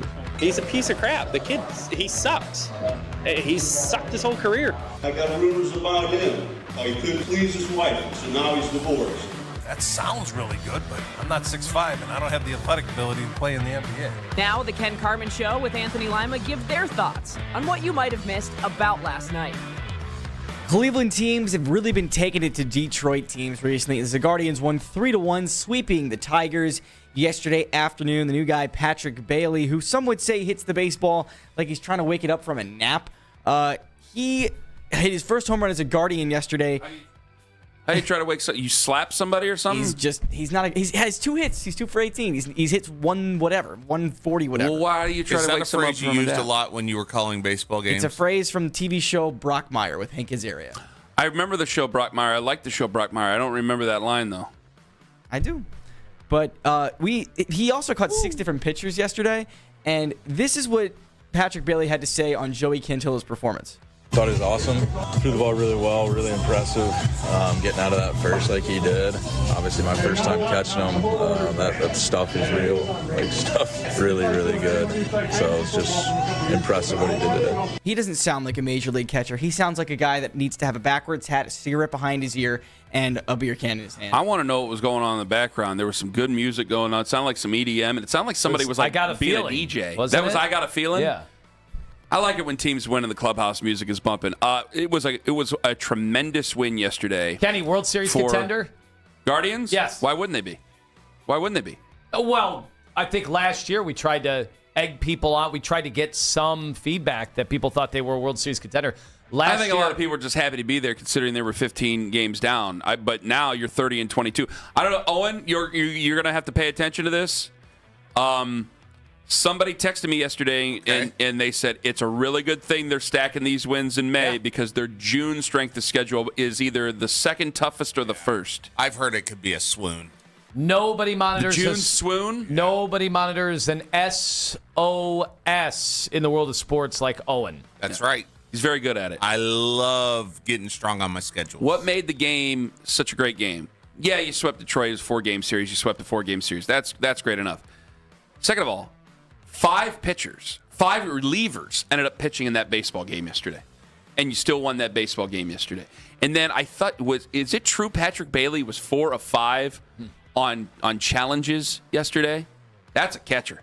That's a hell of a catcher. So funny. I didn't know it was 5 yesterday. It's got to be for the series. This newfangled thing, and immediately you're like, yep, that's a catcher. Well, and that was one of those things that people were kind of downing the trade on, was that he was the best framer as a catcher, right? And they were saying, well, the robot umps are going to take away his ability to frame, but if he's got the ability to go, you didn't get that one right, and challenge it and keep the challenges. Some of the best pro wrestlers ever were some of the best real wrestlers ever. So why wouldn't he know he would know his real strike from a fake strike? I'll say this too: they only scored 10 from a working strike. They're showing they can beat teams all sorts of different ways. They have only scored 10 runs in the last 3 games, and they won all 3 of them. And it's against a division rival, and they're going in the wrong direction. Yeah, they're proving that they can do this different ways, which I think is a sign of a good team. Who's your favorite reliever? I like Zabrowski. He's been awesome. Yeah, my favorite reliever is still got to be Hunter Gaddis for obvious reasons. Well, plus I think they drafted him as a starter. He was a starter, and he was absolutely abysmal as a starter. And he's really found his niche in the bullpen. Big Hunter Gaddis. He's gotten better over the last few weeks, and they needed that out of him. He's banged up, too. Yeah, go ahead. NASCAR legend Kyle Busch has died at the age of 41. He was hospitalized yesterday. We don't really know all the details yet, but this was very sudden. But this was him last Saturday at Dover. Kyle Busch, your 69th victory in this series, your 5th right here. Why do these moments never get old, Kyle? Because you never know when the last one is. Courtesy of Fox. He was probably a top 10 NASCAR driver in history. In history? In history, yes. In history. It's hard to win. I know that it was weird. I couldn't stand him when he first started. And then That was his character, right? That was his role. Well, no, he was. Wasn't he a villain right off the bat? It wasn't like he was doing it on purpose, but he just didn't care. He's a guy who was a racer, and racer is one of the best things you can call a professional race car driver. But I'll tell you this: as a NASCAR fan, when he dumped Dale Earnhardt Jr. in would have been May, it was 2008. I know that at Richmond, he dumped him, and I hated his guts ever since then. Just hated him. And then a guy is so good and he wins so much. This is where the comparisons to Dale Earnhardt Sr. are apropos, is you have to respect him. And then he ends up joining RCR later on, and I end up liking him. And then we had him on. I actually recorded him on for this show a long time ago. We ended up putting on the podcast. He has his infertility charity, has done great work there with him and his wife. This is awful for auto racing right now. I think it's awful for the future of motorsports. He had still so much left to give, and not just at the Cup career, maybe it was starting to wind down. Trucks, he could have went to trucks and still won another championship at an older age. We saw other guys do this. I'm going to stop. I know I'm getting off on a tangent here. This is a huge loss for motorsports. This is a huge, huge loss. He could have been a great owner, a great steward for auto racing. This is absolutely terrible. This is absolutely tragic. And right now, it's still kind of a mystery on what the illness was. There's a lot of different things going out there. I'm not going to speculate on it. It was just so shocking. He's 41 years old. He's a year older than me. It's absolutely terrifying, and you feel bad for his family. You feel bad for his wife. You feel bad for his brother. It's just absolutely awful, and it's just so bad for the future of auto racing. Bummer. And that's it for About Last Night. Good job, John. Well done, my friend. Coming up at 8:22 this morning, Darryl Ryder going to join us on the show. How the hell did the Cavs get back into this series? And Tone, at least James Harden didn't have any turnovers last night. And you were supposed to say? It's not a good thing. Tell you why in 5 minutes on The Fan. Boom. Good name.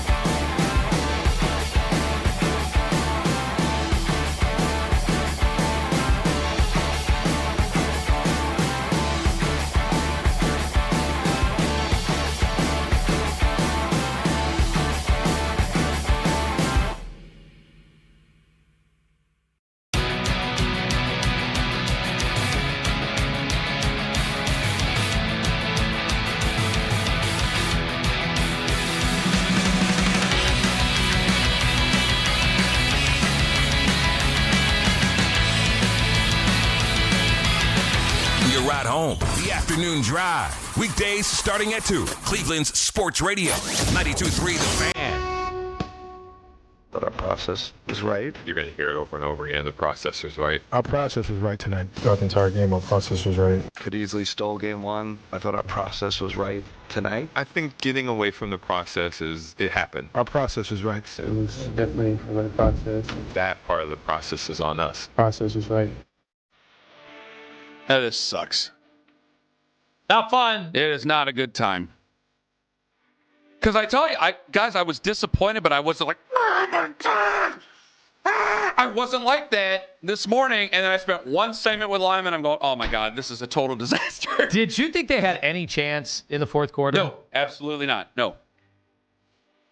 If people are telling the truth, I had to stay because I was like, well, I'm up anyway. Tired is tired. It ain't going to matter. So I might as well finish this. But I started looking at my phone more, started looking at the reactions more, started seeing that, was spending less time. When you go on an 18-0 run or when you're the victim of an 18-0 run, at least he called timeouts towards the end. In the fourth quarter, at least he did that. There was a spot with 8 minutes left, I think. Maybe it was 9 minutes. Jaylen Tyson got a steal.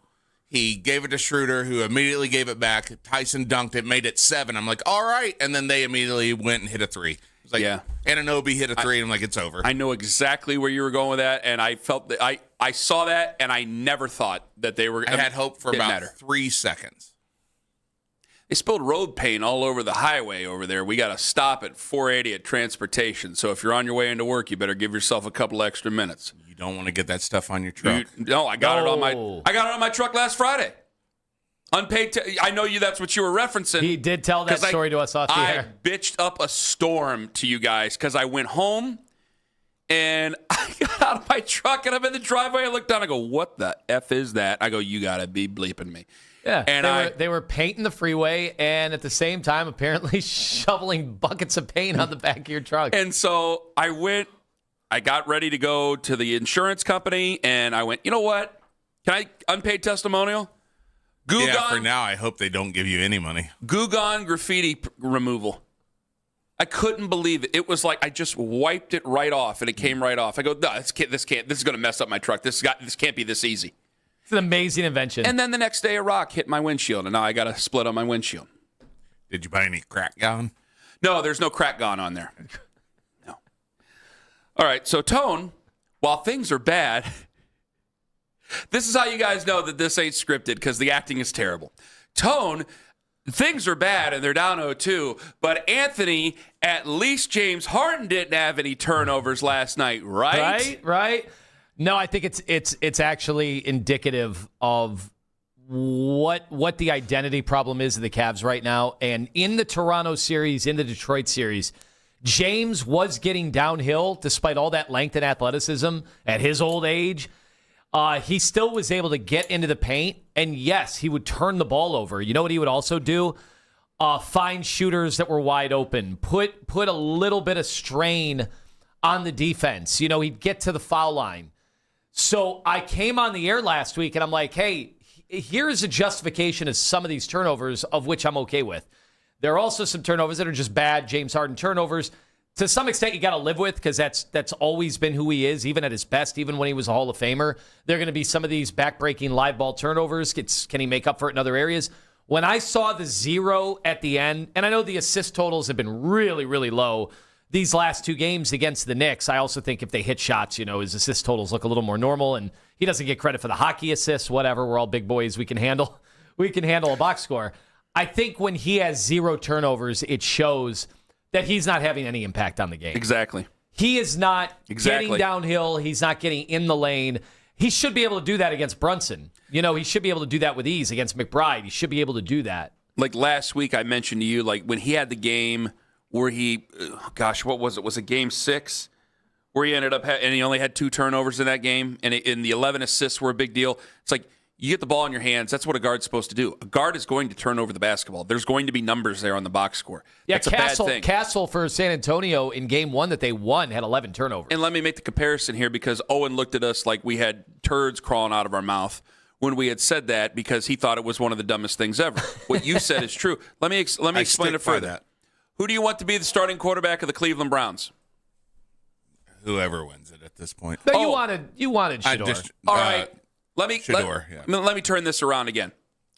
How much confidence would you have if they decided Dillon Gabriel was the starting quarterback of the Cleveland Browns? 0.0. Thank you very much. And I feel the same way you do when somebody tries to go, do you look at their stats? Mm-hmm. Do you see how many touchdown passes to interceptions that Dillon Gabriel threw?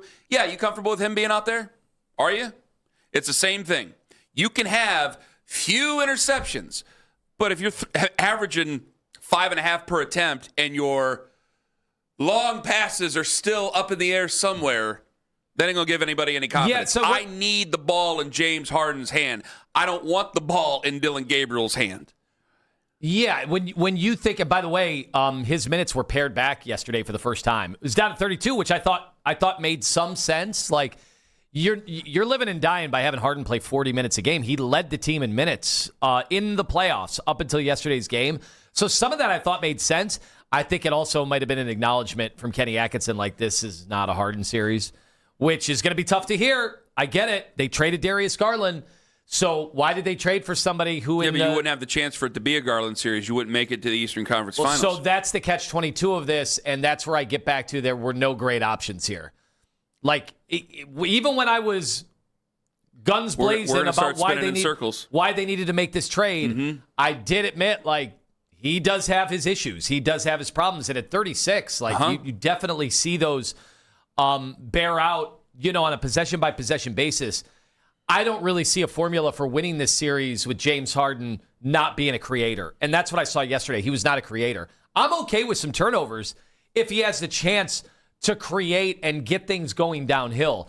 If he is just going to hold the ball and just get it out and then, I'm just getting it out of the hands, throw to whoever's closest to me, then why is James Harden even out there? You better get ready for a fight. If you think the series is over, and a lot of people already do, if they think the series is over, then you better be ready for a fight. And I'll get myself ready for it, too. I was a proponent of the James Harden trade. We both were. Official show stance, I think it was. I think that everybody... Yeah. I don't know if John was with us at the time, but I think it was an official show stance that we were proponents of the James Harden trade. Well, if you guys believe this series is over, that's one of the first things that get brought up. If Kenny is trying to admit quietly that this might not be a James Harden series, and as we get deeper into the playoffs and the mileage, first calls we're going to get on Tuesday is then why did you trade for James Harden? And that answered what I just gave. Probably still isn't going to be good enough, but they would have been bounced in the first round without him. But again, what were my other alternatives? You weren't going to trade Darius Garland just for Giannis. You weren't going to trade Darius Garland just for LeBron. I would have loved to get Michael Porter Jr. It wasn't happening. You weren't going to do that. Dynamic wings were not getting traded for Darius Garland. It was not happening. Trey Murphy was another one I wanted. It was not happening. You got the very best you got, and then that still comes with its hit. And I know people believe you sped up the clock. And I know we're talking big picture stuff here, and we just got off of game 2, and it was a disappointing loss. And you've made me feel worse about it as the day's gone on. Glad to do that for Easily worse. Yet, we still have to go back, and I'll defend that trade. I'm doing a poor job as Whammer right now, I got to admit. Well, there's nothing being said here about James Harden that makes me want to take back the trade whatsoever. So we're going to have ourselves a great big fight. I've seen people say he shouldn't even start, the rest of the series. And to that I go, have you seen the bench? Have you seen the bench, ladies and gentlemen? There was a point yesterday. They have 13 points last night? Yeah, there was a point yesterday. They were 3 of 19, and I put together games 1 and game 2. They were shooting like 23% from the field. You going to put Sam out there instead of him? You going to put Sam out there? I'm asking a question to everybody. Who are you going to put out there instead of him? Say what you want about James. He still is a ball handler, and Donovan doesn't want to do that. Donovan does not want to take over point guard duties. He's just not good at it. He's not great at it. And now he can be good at it. He's not great at it. And now he's banged up, so you're just going to make things even harder on Donovan. Right, more wear and tear. I know a lot of people think that the series is over. I don't think the series is over for what I told you at 6. I know a lot of people think it's over. You're not going to make it any better by putting pressure on Donovan Mitchell. If you take James Harden out of the starting lineup, if that's announced tomorrow, I don't think there's any actual evidence that that's going to happen unless if he were hurt. If James Harden's out of the starting lineup, then the series is over. Because you're just going to put more pressure on Donovan, and it ain't going to make it any better. You're going to put more pressure on guys that aren't used to having that pressure, and then we will go back to last year's results on it. Because I came into today, you made me feel worse about it just because of some of the things that Kenny Atkinson didn't answer to. All right, well, it does make me feel a little bit better that I can blame the coach because nobody really wants to blame the players. But when you're not hitting shots, when you're not getting the ball to Evan Mobley in the second half because you weren't able to get the ball to Evan Mobley in the second half. Now, I'm not on Reddit. You said you saw a Reddit thread where there were people saying that he was calling for the ball. So that is a Kenny problem. That's a team problem. He was hot as hell in the first half. He was, 5 of 8 with 14 points in the first half. It was all in the first 7 minutes, it seemed. He was great in the first half. You don't get the ball to him at all in the second half. And I still thought some of that was explainable. But if you hit some of those shots, because at some point they're going... They should have been up 10 at the end of the half. So if they honestly, with that shot profile... So if you hit some of those shots that I do believe were wide open shots, good looks, if you hit any of them, I think that you free up Evan Mobley, and then you can exploit Evan Mobley. Yeah, it puts more pressure on the Knicks. Yes, so it puts more pressure on the Knicks. It was... On Tuesday, it was an inexplainable 22-point lead debacle. That the only way it's explained is through emotion and vitriol and anger because it's inexplainable. I can explain this, and I'm not making excuses. You're down 0-2. It's the Eastern Conference Finals. There's 4 teams left in this thing. There's no excuses left for you. I can't say tired. I can say injured, but then we'll talk big picture stuff. So that ain't going to make anything any better either, Tone. So tomorrow is it. Tomorrow you win or that's it. I don't think it's over. I want to see him come home because I think they're going to win tomorrow because I don't want to be that nasty. But honestly, I can't see them not being able to hit the broadside of a barn again tomorrow. Schroeder, Strus, and Merrill, all 3 of them, to shoot this poorly, it's tough to find any kind of a formula for them to they are due. Now I to would get going. Still, and you may not like this, and neither would maybe Dave McMenamin at 9:22 this morning. Also, we do have coming in hot at 9:45. Dave may not feel this way. I'd still like to do what they did to Jaylen Brunson last night.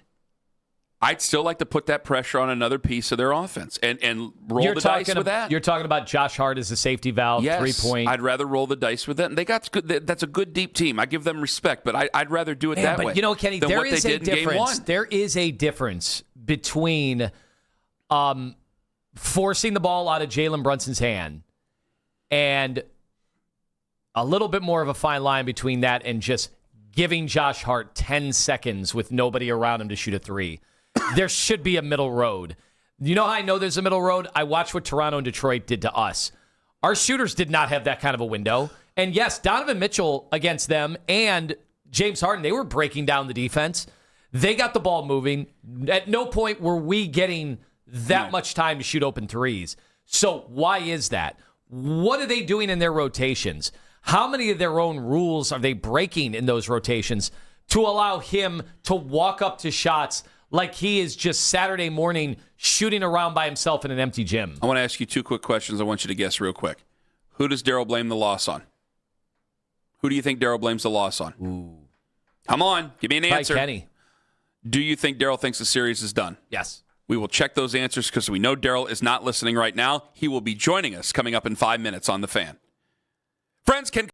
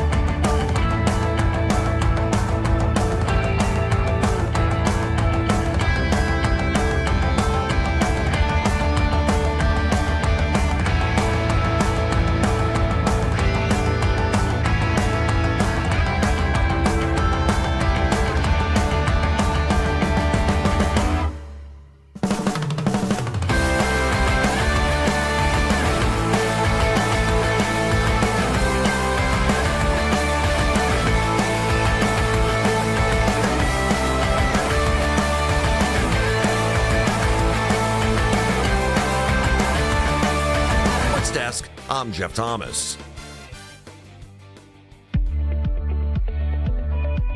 I think it helps just from a mentality standpoint. This isn't our first time at it, right? This isn't our first time facing adversity. We've been through 2 Game 7s, so being down 2-0 is not the biggest challenge. You know what I mean? It's just something it's right here. So let's go ahead and take advantage of it, right? Understand that they're going to make adjustments. We are as well, and obviously our process was right tonight. You know, I'm not mad at, what we did offensively. Defensively, make some tweaks and changes. Cavs are down 0-2. That was Donovan Mitchell. Process was right. I agree with him on that. Then I started doing the show with Lima today, and he made me feel terrible. Let's bring on Daryl Ryder. I'm sure he's going to be a bright ray of sunshine for us. Daryl is brought to you by Scheib & Jewelers, Cleveland's premier jewelry store. Hello, Daryl. I'm so relieved that the process was on point last night for the Cavs. I told you.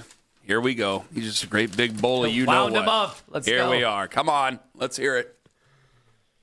I've had enough of process to last me for lifetimes. Well, I got a special treat for you, Daryl. I thought our process was right. You're going to hear it over and over again. The process was right. Our process was right tonight. Throughout the entire game, our process was right. Could easily stole game 1. I thought our process was right tonight. I think getting away from the process it happened. Our process was right. It was definitely the right process. That part of the process is on us. Process was right.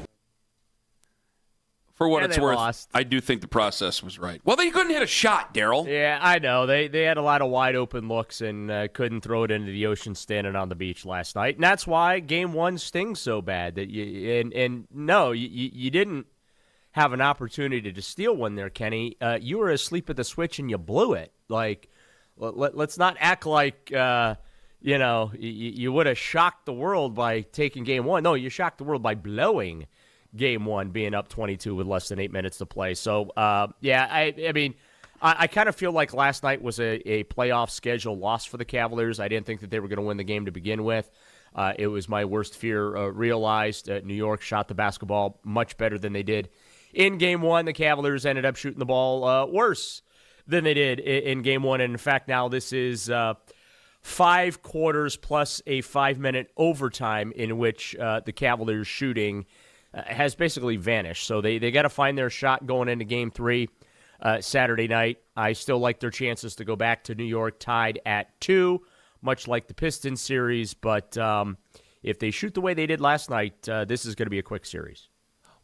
There's no doubt, Daryl, that shots need to fall. I mean, you're seeing Josh Hart hit the shots that he's hitting, but, we haven't had those type of looks. We had great looks in the first half, but at no point in these playoffs have we had the looks that Josh Hart just got. And I get it.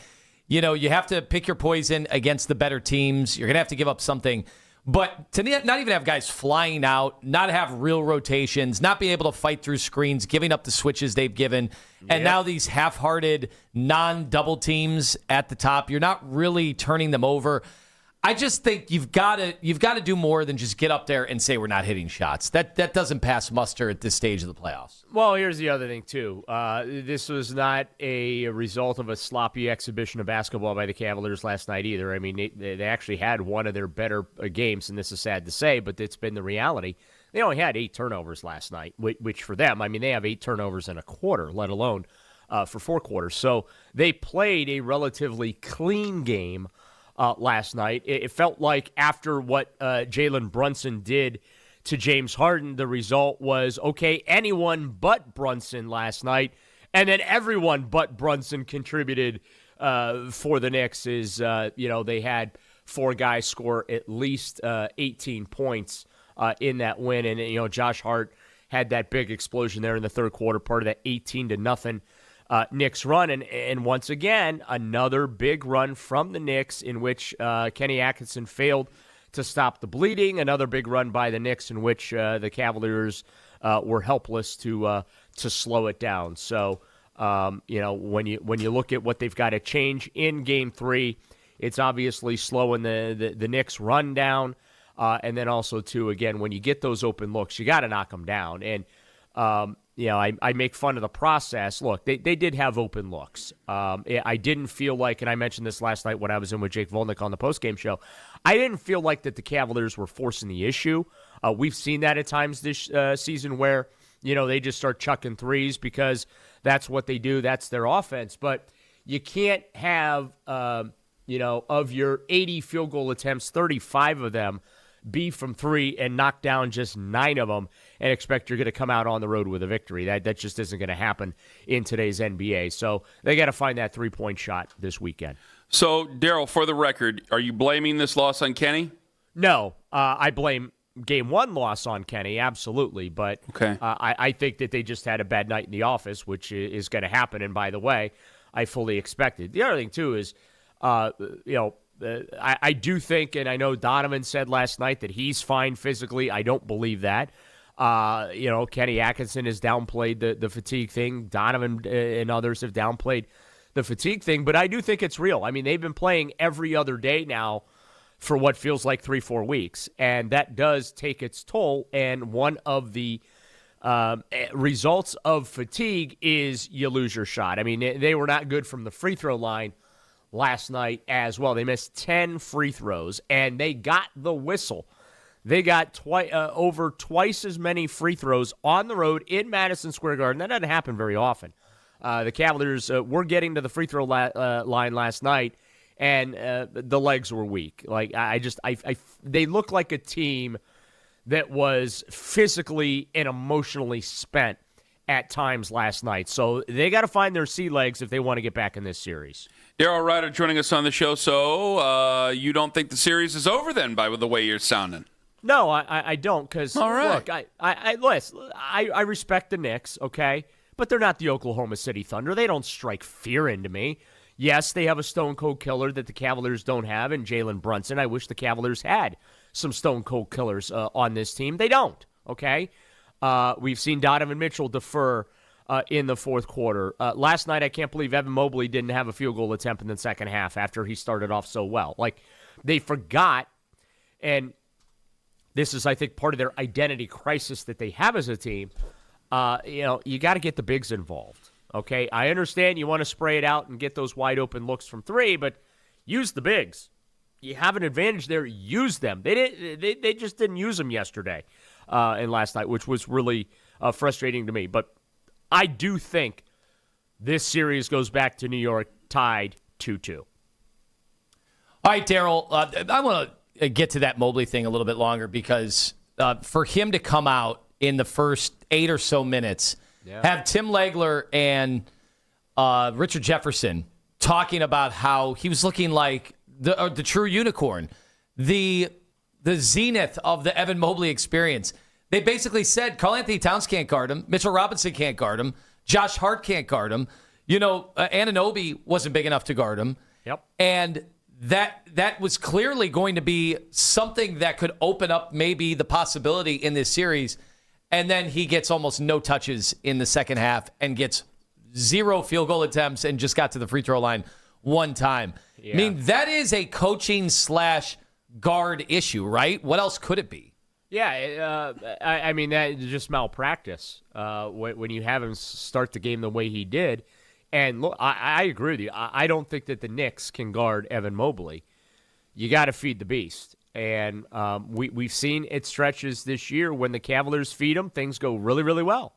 And then when they stop feeding him, guess what happens? Shocking, things don't go so well. So hopefully that's a little bit of a lesson learned. One of my criticisms of Kenny Atkinson is I don't think he does a good enough job adjusting in-game to what opponents are doing. And that's a little bit of a problem because that's the whole reason he has his job, right? That's part of the reason they fired J.B. Bickerstaff is they wanted to bring somebody in here that was a little bit more of a tactician in game that could make those in-game adjustments and whatnot. We're not seeing that from Kenny in the first 2 games, which is a little disappointing. And I don't know if he's been caught off guard by some things that the Knicks are doing or whatnot, but I think the Knicks are who they are.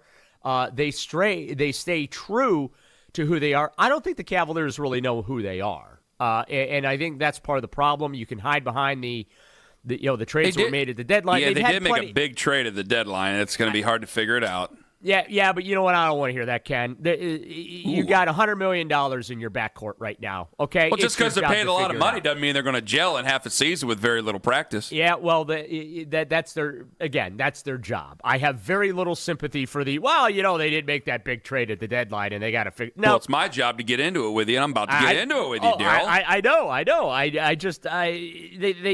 They should have had this thing figured out by now. But I think that the Cavaliers have an identity crisis, and they don't know who they are, what they want to be, and whereas the Knicks know who they are. And I think that this goes a little deeper than just, well, they brought in James Harden midstream. I think the issues go much, much deeper than that, because these are similar conversations that we were having before James Harden even got here.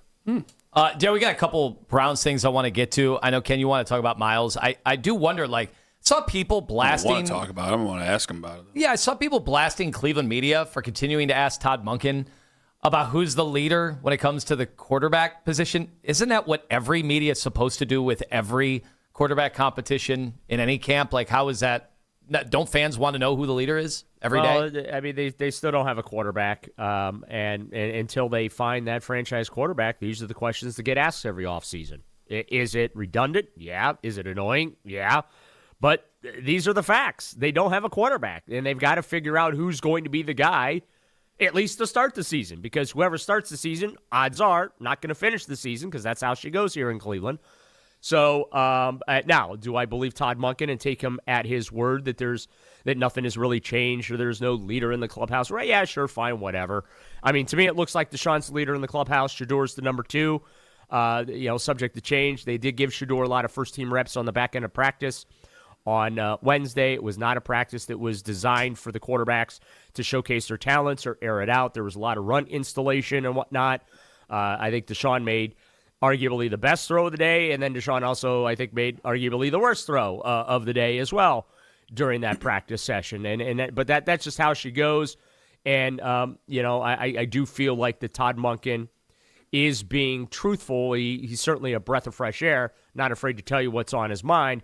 But I do believe in when he says he wants to go into training camp with a starting quarterback ready to roll from day one in camp. Why are you making me ask him about Miles? You don't have to. I can do it. Yeah, go ahead. All right. Yes. I'll go ahead and do it because people are going to call me almost said a word I have to dump. They're going to say I'm a coward if I don't ask him. Daryl, I'm being accused of trying to ignore a Myles Garrett conversation. I go, that's impossible because I keep getting it thrown in my face. You can't ignore something that people keep slapping you in the face over. Yeah. And I actually was able to meet Lima on one point here because Lima goes, well, he could just end this if he just says something. And I go, why would he? Why would Myles say anything? Yeah. I think if he could agree to a trade that would be simple for the Browns to take a bunch of picks and he could go to a contender, I think he'd do it. And I don't think he's doing. I think he's going through his normal thing where he doesn't go to camp or he doesn't go to the voluntary stuff. Yeah, I think that's normal. But I also think that, hey, you guys can go ahead and have that conversation because maybe Stephen Jones does start to get wondering, and maybe Jerry Jones starts to get wondering, and they go, if we offer him 3 first-round picks, they might take it. We know that Myles wants to play here, so right. Maybe they start to think of it. So why does it? It just doesn't hurt Myles' business. Because the second he would get traded, he would get a new contract. Hell, he still might get a new contract here for all we know. It just doesn't hurt his business to keep this conversation going because he's still going to show up and play well. Yeah, and that's ultimately, I think, what it comes down to, right? He's the best defensive player in the world. Him being at OTAs is not the end of the world. This is not abnormal behavior for him. And I guess maybe that's why I downplay it, Ken, because it's not abnormal behavior. Yeah, would it be nice with the new defensive coordinator and a new head coach if he had showed up and he would have had a face-to-face meeting with Todd Monken? Of course. But we all know that's just not how Myles does things, right? And I don't think that Myles is all that upset by the conversation surrounding him, keeps his name in the headlines and all those things. And I maintain this. The Browns are unfortunately misaligned with Myles' career, okay? They got a little ways to get this offense on track. They still don't have a franchise quarterback. I don't know if one's in the offing in our lifetime at this point. We're 42 of these guys deep. I lost count of how many have been here since Myles was drafted in 2017. It's in the 20s. So, from his perspective, yeah, I think that Myles Garrett wants to go play for a contender and has pretty much had it with losing in Cleveland 100%. That's why he did what he did last year. But the Browns were very steadfast and we're not trading you. We will pay you, but we are not going to trade you. And that's what they did. The Browns did what they usually do, and that's throw money at the problem. At some point, though, Ken, there's going to be not going to be enough money to throw at the problem, right? At some point, push is going to come to shove here. So I think from a team building standpoint, they made a mistake last year by extending him and giving him that big contract extension. But I understand why the Browns did it. He is the best player on the team. He's the face of the franchise right now. They're trying to sell tickets and PSLs to the new stadium and whatnot. And if you trade Miles, that's certainly not going to make fans feel all that great about the direction you're heading in. But again, you're misaligned. You have this great defense, and then you have this offense that you're just trying to get it put back together. And it's really, really unfortunate, but that's how things go when you're talking about the Browns, unfortunately. Daryl, thank you very much. Have a good weekend, and we'll talk to you next week. See you tomorrow at the game, Daryl? Yeah, we'll see you there, Lima. I'm sure you'll stop by to say hi. I was going to say, he ain't going to be in the media area. Yeah, no. Lima never says hi. Lima's always up with the important people. He'll be 3 sheets to the breeze. That's where he'll be. He might need to be 3 sheets to the breeze. Okay. Is it going to be a Knicks takeover tomorrow? Daryl, you just said it was going to be a 2-2 series heading back to New York, and then is it going to be a Knicks takeover tomorrow? No, I don't think. Well, didn't the Cavs do that geo-blocking thing? They did. The How tickets? effective will it be? Well, let's just put it this way. I hope it's more effective than James Harden's defense. All right, Daryl, that wasn't called for. All right, Daryl, I'll see you in hell. Goodbye. See you guys. Daryl Ryder, he's brought to you by Scheibin Jewelers, Cleveland's premier jewelry store. I know we got Brown stuff to react to. We got a lot of Cavs stuff to react to. That ticket thing you just said. I want to do a market watch because I am curious. Somebody who paid for courtsides last night, how many family members they could bring to sit courtside at the Cavs game and still have money left over. That, and until we get an answer, we have to keep asking. You know that's true. What that question is, I'll tell you in 5 on the Fan. Peter & Company Jewelers.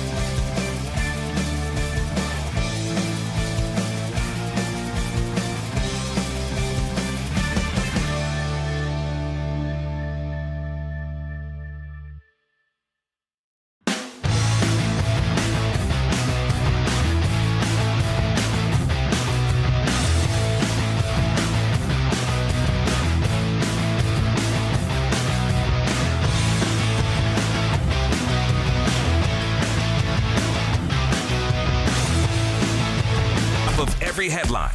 Listen to his reports on the station with the most local sports talk in town. 92.3 The Fan. Powered by Scheiben Jewelers, Cleveland's premier jewelry store. This is the only place to trust for Cavs talk. Immediately after every playoff game, Cleveland's sports radio. 92.3 The Fan.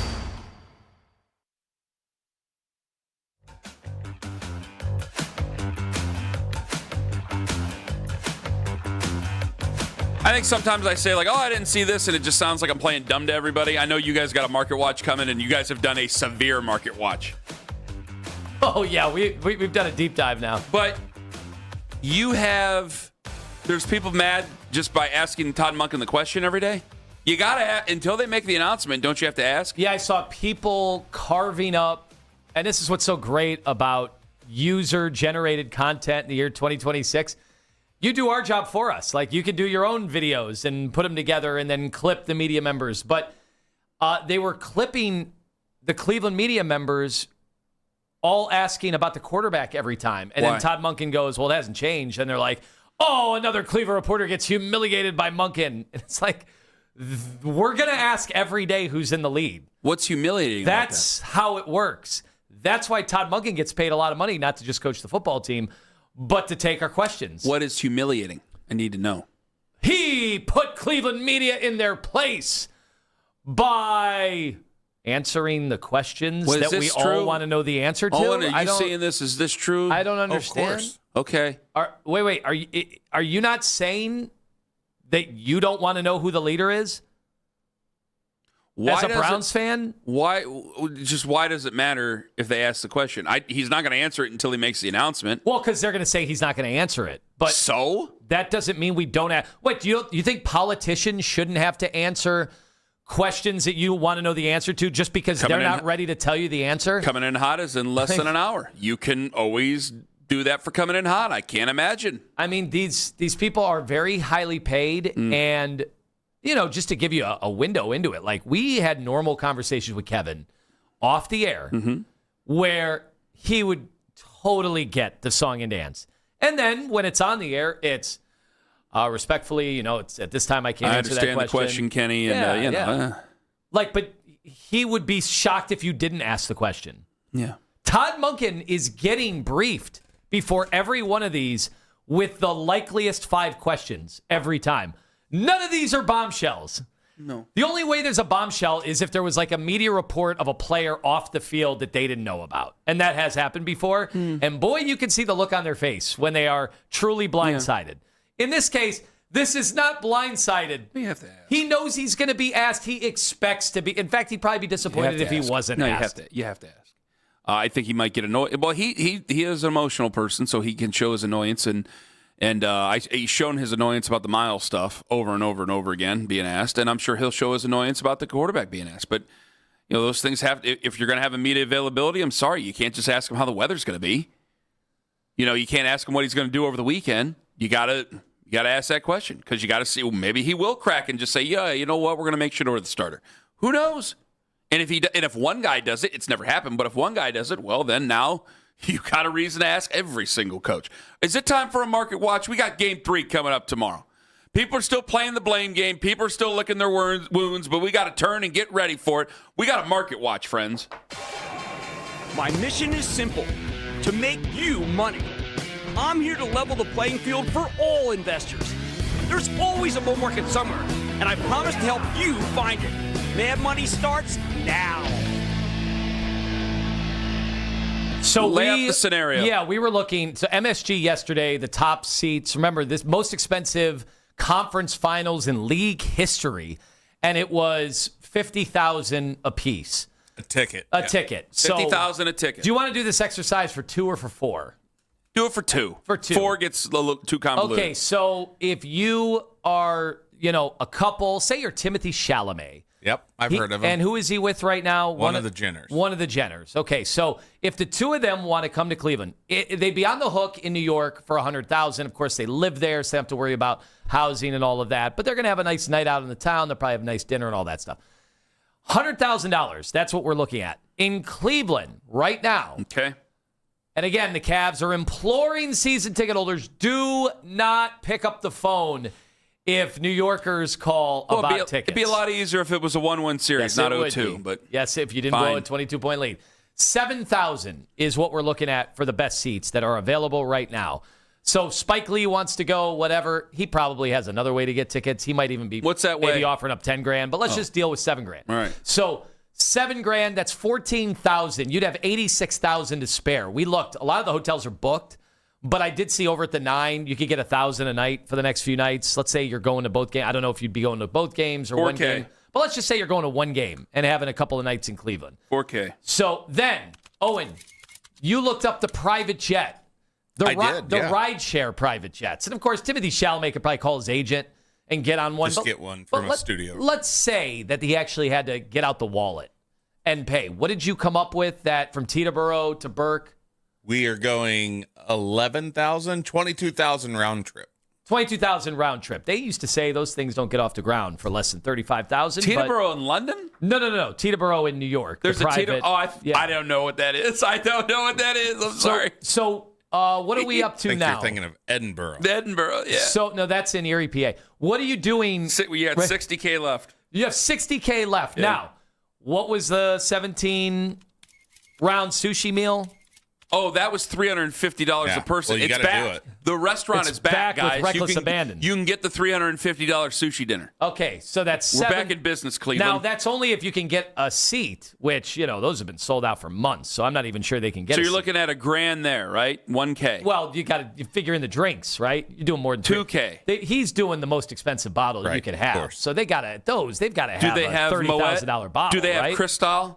They've got it all. It's been a long They've time probably since I've got heard about these things. At I least haven't listened Hypnotic. Yeah. Hypnotic. Now, are they going to want to go? It's been a long time since I listened to Big Timers. That's the last time. Hennessy. Yeah. Now, we're not supposed to go over Alizé? actual restaurant names or bar names or club names. You're at 58,000. But there is one renovated on the West Bank of the Flats. Oh, yeah. They're going to want to see that, right? Like, how much are they? What kind of damage are they going to do over there? Renovated what now? They renovated a fabled institution on the West Bank of the Flats.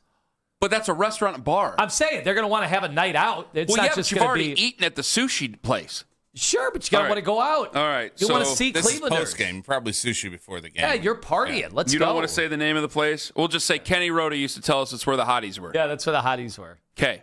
So how much would that be for two people? Maybe you go to the East Bank of the Flats, you get bottle service outside. Maybe there's an EDM. Maybe you're into country give music. me I a don't know. roundabout price because I'm adding it up Pulling here. up the all-day menu right now. Well, they're also buying for everybody else Just too, right? give me an effing number, Well, they got please. spirit-free cocktails for $9. Okay, Give me a number. They can do a $20,000 night. $20,000. Well, yeah, bottle service, and your other Knicks fans are You coming can't in. spend $20,000 in the East Bank of the Flats. Oh, yes, you can. No, you can't. Fat Joe, are you paying for Fat Joe and his Of course. party? If Fat Joe shows up, Are you're you- buying Fat Joe's fat stuff. You're buying the entertainment. Well, yeah, you're expecting. You're the celebrity. Oh, You're okay. paying for other people. What Well, about that's over on the West Bank of the Flats. what about Ben Stiller and his party? You still course. wait a minute. This is still Timothy wife. Chalamet and one of the Jenners. Yeah, but is he taking care of like Adam Scott and everybody from the show Right. on Apple TV? You're What's- wait, that's $20,000. You're at 38 gonna say grand still. Succession. You have 38 grand left over. You had 38 grand. How can you spend the final 38 grand to equal? This turned into Brewster's Millions. To equal the 2 seats at Madison Square Garden at $50,000 apiece. Where can they spend the rest of that money? The next day, do they want to go and get that corned beef sandwich? Oh, that's good. That's going to eat into Well, it. that's like $30. I mean, he's going to buy a few more. There's going to be Knicks fans. Yeah, They're going probably bing take bong. one home. Bing bong. Oh, they're going to be standing in line wanting the sandwich. You ain't eating all that in one sitting. Even I ain't eating all that Are they in one going sitting. to the? Are they going to the adult club afterwards? I was going to say That one they bookstore. used to have down here? Are they going to keep going to the one with Door George? No, that Yeah. one's gone. Oh, okay. What's Door George? Oh, it's a legendary You don't remember talking about Cleveland that? nightlife no, I figure. don't remember that. What else can they spend their They had money to wear on? special Are they going to go clothing. kayaking in the Cuyahoga River? What's Timothy Chalamet going to do? Somebody just texted us. A friend of ours just texted us that him and his buddy went to a college house party and stole a bottle of Hypnotic only to find out they just refilled it and put blue coloring in it. I feel like that's what some of the bar owners do. I think that's been proven. That's greasy. Come on. Is there Reckless anything left? speculation. This is not good. They can have many, many, many nights out in Cleveland, Ohio for the price of just 2 tickets at Madison Square Garden. But, Ken, what does that have to do with the price of fish? Why are we telling people... They're going to have to do that at the West Side Market where they can go to some of the fish. See, this is where David Gilbert gets it. I'm not even entertaining that, okay? You asses. People shouldn't be traveling to New York for tourism. They should be coming here. I mean, you still have $38,000 left over if you're sitting courtside. It's perfect. I want to find out the price of a night out at the place where the hotties used to hang out. It can't be $20,000. You ain't bringing in Fat Joe, P.D. Pablo. You ain't doing that for $20,000. You can very easily spend $20,000 at one of those places. $920. Well, maybe Dave McMenamin used to spend $20,000 at one of those places before he got hitched. Well, ask him. And the blame game. Daryl's saying you can't put it on Kenny. Ken Carman, Anthony Lima, live on the Fan.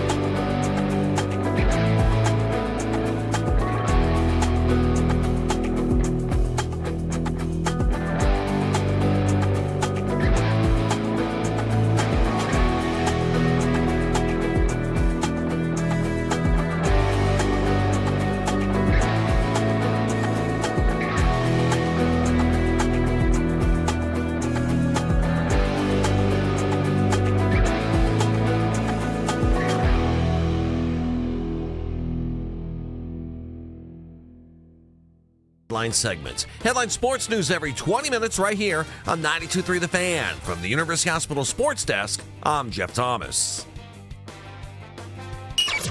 Listen to 92.3 The Fan on the Odyssey, iHeartRadio, and TuneIn app.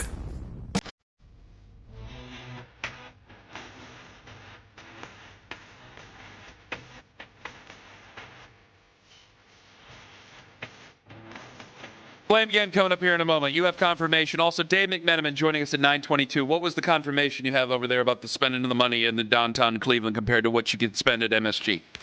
From one waterfront retailer, hotspot club owner, $37,000 an athlete spent once there. So it can be done.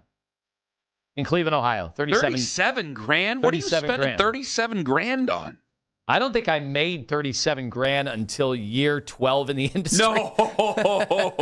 No. I remember my first full-time. Do we want to admit him out loud? I admit, 18.5. Really? Yeah, it was 18.5. Wow, I was a rich bastard compared to you. I was 24. Parkersburg, West Virginia, baby. Wow. 18.5. Weekends and holidays for the first year. Probationary period was twice as long as young John. I was unloading them trucks still, too. That's where I met Brian. I could have made more money doing that. Salesman Brian does a hell of a job with us. Who you blame? Who you blaming? Let's go. Who you blaming? Boy, I keep looking at Kenny Atkinson. And I don't want to make him Let's not just make him an easy scapegoat, I'm brother. not going to, because Let's not do that. Because look, like they have roster limitations and this is the best the money could buy, right? Like they have the most expensive roster in the NBA. And to get to the Eastern Conference Finals, you got to be a really good team. They are a really good team. They got to the Final Four. If they were in the Western Conference, would they be in the Final Four? Maybe not, but they're in the East and they made deals knowing that. But I have to say Kenny, because you are seeing Evan Mobley. Do you agree or disagree with me? Ask me. Evan is on the brink of busting out. He looks like he, as a player or in the series? I don't know if it's going to, probably out of time for this year, in this season. That kind of tells you how I feel about the series.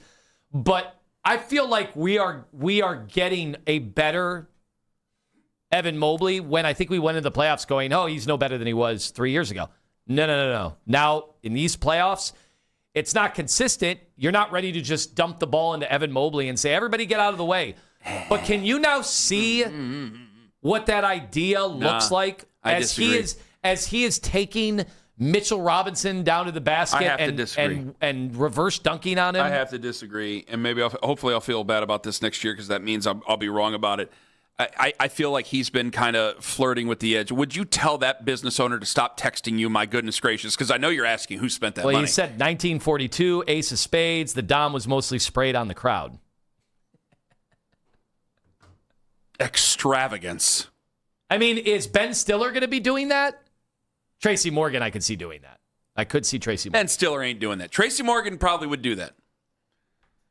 I feel Evan Mobley would be in there. I couldn't even do it. Guys, I drink Busch Light. I feel I'm treating myself. There ain't no way I don't even know what you just said. Ain't no damn way on earth I'm ever spending that. I'm serious. You could go, Kenny, you wouldn't believe this. Jimmy Haslam's turning the Browns over to you. You are now worth $11 billion. Guess what? There will still be a case of Busch Light in my office. Mm-hmm. I guarantee you. That's a Ken Carman classic. I guarantee you.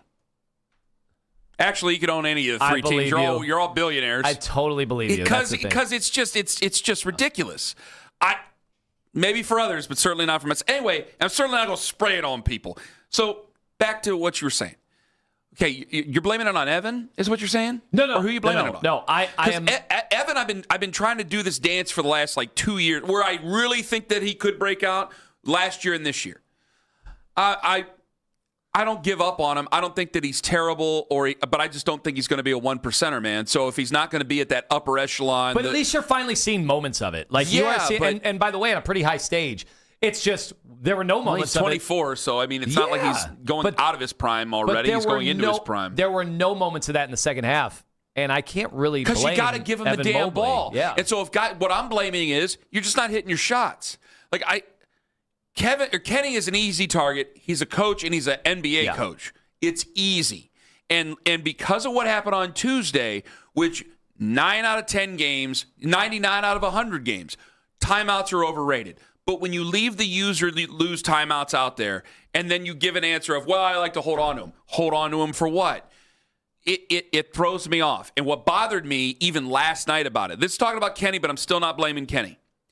Last night he actually used his timeouts, and I'm going, well, you're down. So you won't – I know that there's something symbolic in using a timeout while another team makes a run. It's like, okay, you acknowledge this. It's still okay.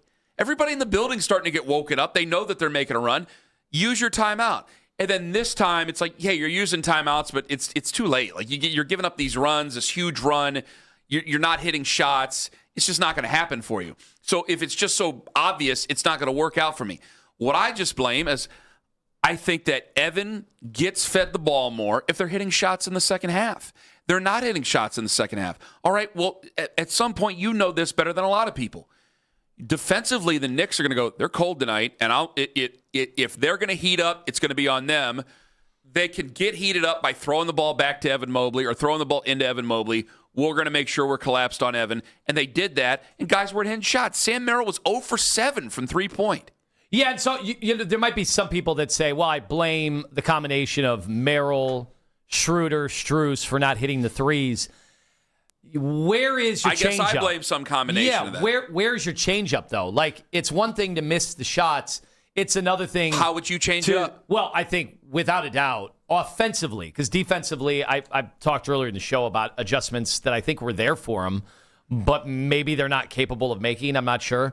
But offensively, like, you see how much that other teams, like when Cade Cunningham, Detroit would try to put your smaller guards in a bind, right? Mm-hmm. Have they been able to do that at all with Jaylen Brunson? Guys, Jaylen Brunson cannot defend. No. Like, I'll give him credit like I give James Harden credit at times. Like, yeah, he tries sometimes. Okay, but we're in the Eastern Conference Finals. You have weapons.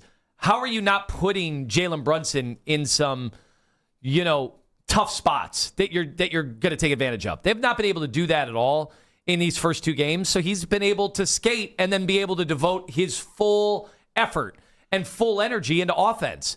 Notice, our guys can't do that because they're battling. And remember, it was Harden in game one. But in game two, Donovan Mitchell, they had Donovan defending a lot of Jaylen Brunson one-on-one. That takes stuff out of you. Who would you rather give the chance to beat you, though? Would you rather give Josh Hart the chance to beat you or Jaylen Brunson? You'd rather give Josh Hart the chance to beat you. And he's a better ball player than some of the guys that I've compared him to, trying to find some comparison to make me feel better about this. But if I'm going to put it on somebody to beat me, I'd rather would have put it on Josh Hart, who was terrible in game one. I would have rather done it on that in game one or game two than Jaylen Brunson again, where he just killed you in the second half and down the stretch in overtime.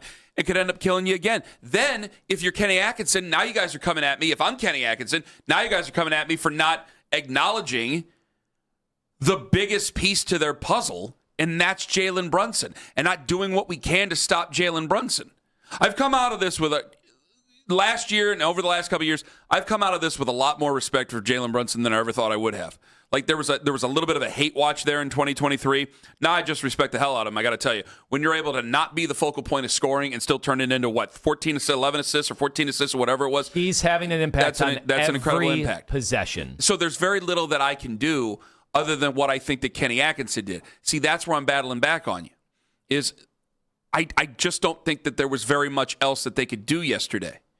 You're explaining it well, but if Sam Merrill ain't going to hit threes, to keep everybody honest, if other guys aren't going to be able to hit shots, if we can't get James Harden involved in the offense there, they ain't going to matter because we ain't going to win. Are we going to sit there at the end of the year and when we're eulogizing the Cavs, they do locker clean out? Well, no, we celebrate a championship, right? Are they just going to be saying? I know. Are they just going to be saying we had shots?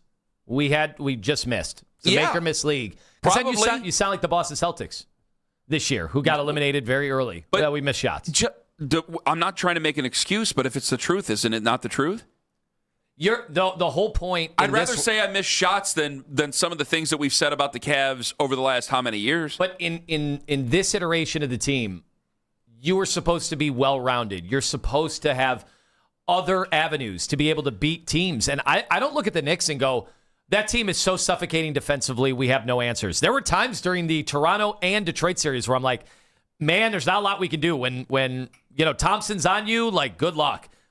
Are you saying that about the Knicks? No. Like Anunoby is their best defensive player. Yeah, he's good, but I don't look at him and say there are no answers for this. It's not an excuse. It's an explanation of it. And it depends on how comfortable you can be with the explanation, how much you can accept an explanation of it. When they lost to the Knicks a few years ago in the playoffs, and they were outfought, that was something that fans could not accept. If you say that they're tired, that's something fans can't really accept. It's an explanation, but you don't accept that because they're professionals. If you say that Donovan's banged up, and it seems that Donovan is, yeah, that's an explanation, but it also makes you think about the future because you're going, well, are we always going to be like this? Like the one person tweeted at us today. If you don't hit shots, yeah, there's ramifications to this. There's ramifications to everything, but I can accept that as an answer, as opposed to all the other things that we have to look at going, boy, this just doesn't seem like it's going to be going to the right place that we needed to go. 216-474-0092. Coming up next, Dave McMenamin, 5 minutes away. The process might be right. Are the priorities wrong? Ken Carman, Anthony Lima, Dave McMenamin, ESPN, coming up in 5 minutes on The Fan. Classic.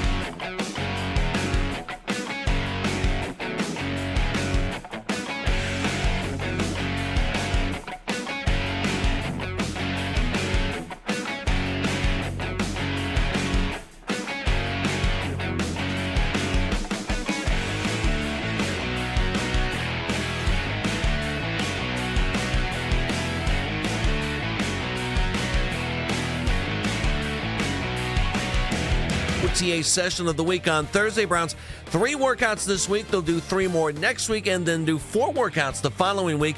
That's going to lead into mandatory minicamp that begins on June 9th. Listen to the Fan Rewind weeknights 11 to midnight.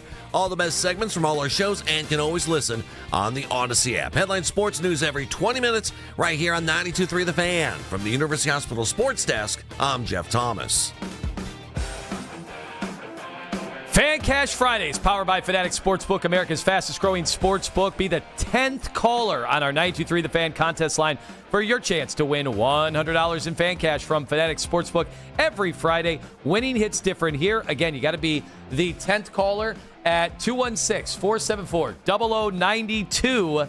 And we will bring on the winner towards the end of the segment. Good luck. Let's bring in Dave McMenamin. He is on the Wise Hart Right, We Make It Right, call Kyle Wright hotline. Dave, good morning to you. Are the Cavs finished in this series, or can they bring it back? They were 0-2, down 0-2 against the Pistons.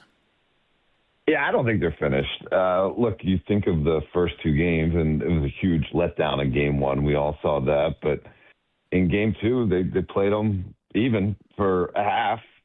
Then just got blitzed in the third quarter. Now, I do think the strategy to leave Josh Hart completely wide open is not one that I think is smart. And I've seen other coaches do that. You know, J.J. Redick, quite frankly, I cover the Lakers primarily, and that's one of the strategies the Lakers use. They play the percentages, and they determine this is the one guy that we're going to allow to shoot. I mean, the Cavs did it with Harrison Barnes back in the day, right? It helped them win a championship. You had to pick your poison. So it's not Kenny Atkinson. It's the one guy to do it. And oh, my God, what a terrible decision.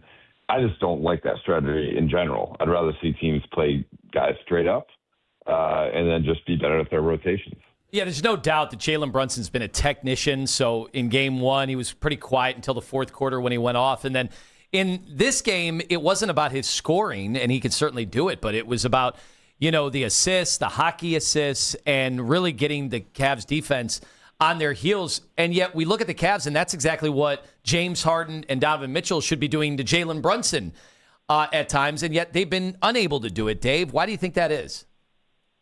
Yeah, I mean, there wasn't great ball penetration by the Cavs in either game. I think better from Donovan Mitchell as the game went on in game 2. And listen, it seems to me that the only way you're going to get the Cavs bigs involved, and they have some talent. Obviously, they have the size, but they have some talent and some decent hands. But, sometimes, sure, you can get Mobley and have him score off the dribble. But most times you got to go collapse the defense and then pass it to either of those guys in the dunker spot and allow them to score easily. The only way that's going to happen is if you collapse the defense. You got to get that penetration, and there wasn't enough of it. I think some of it is, actually James Harden started off game 2 with the jumper falling, and so he was kind of relying on the jump shot rather than trying to put the ball on the floor. And, that's the fickle nature of basketball. Like if your jumper's falling and continues to fall, you're like the Knicks in game 2.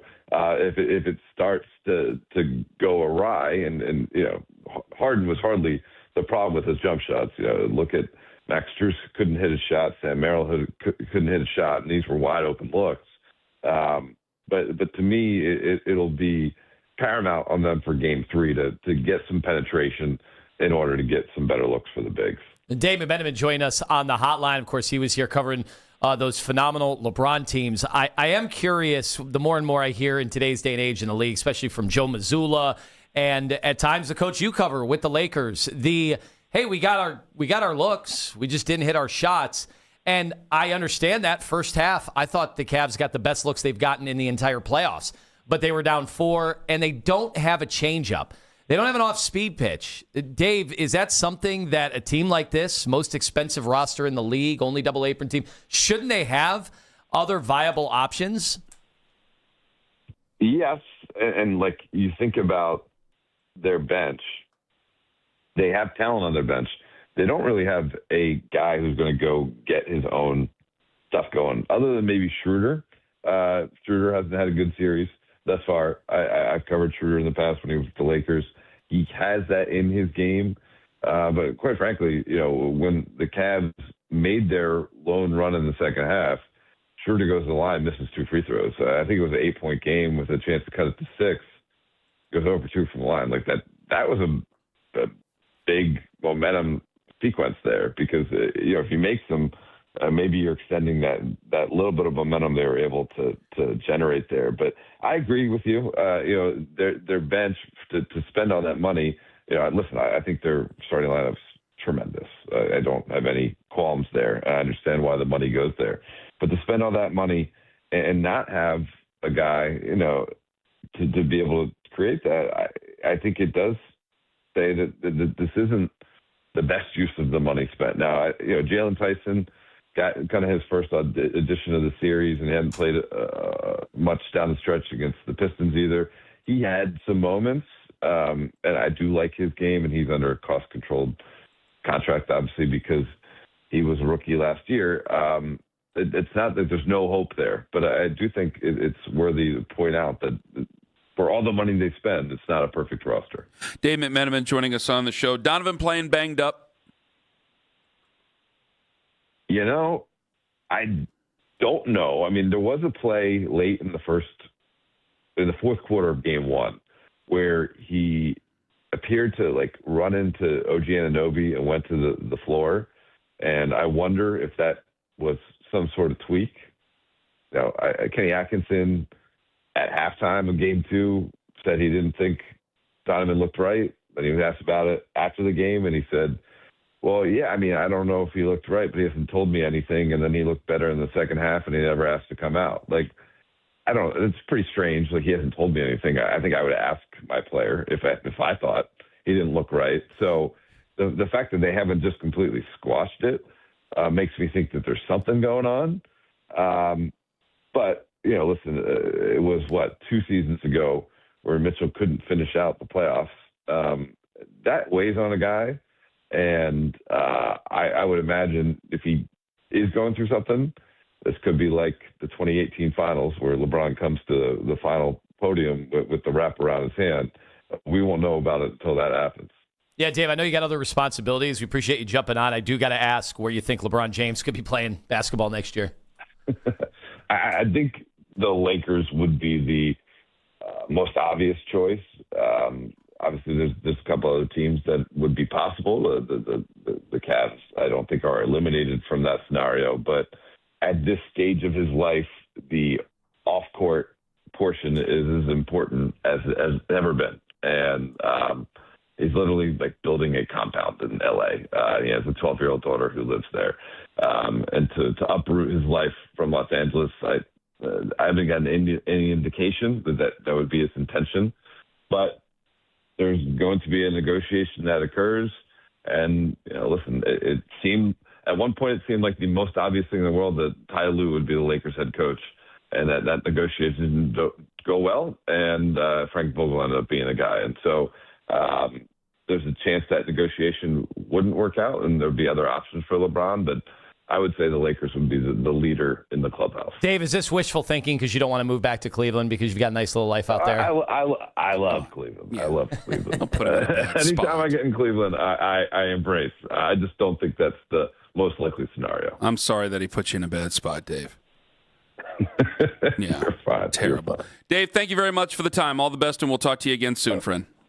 Thanks, fellas. Dave McMenamin, ESPN. On the Wise Heart Right, We Make It Right. Call Kyle Wright hotline. We had to ask it. I know we're in the middle of a playoff series. It's beside the point. Well, yeah, we don't know. We will probably talk to him again, and probably sooner than later, but you never know. So we want to make sure that we got him on the record about that, which he agrees with me, but that's a conversation for another day. And maybe next week, by the way things are going. Oof. Anyway, do you think they win Game 3 tomorrow?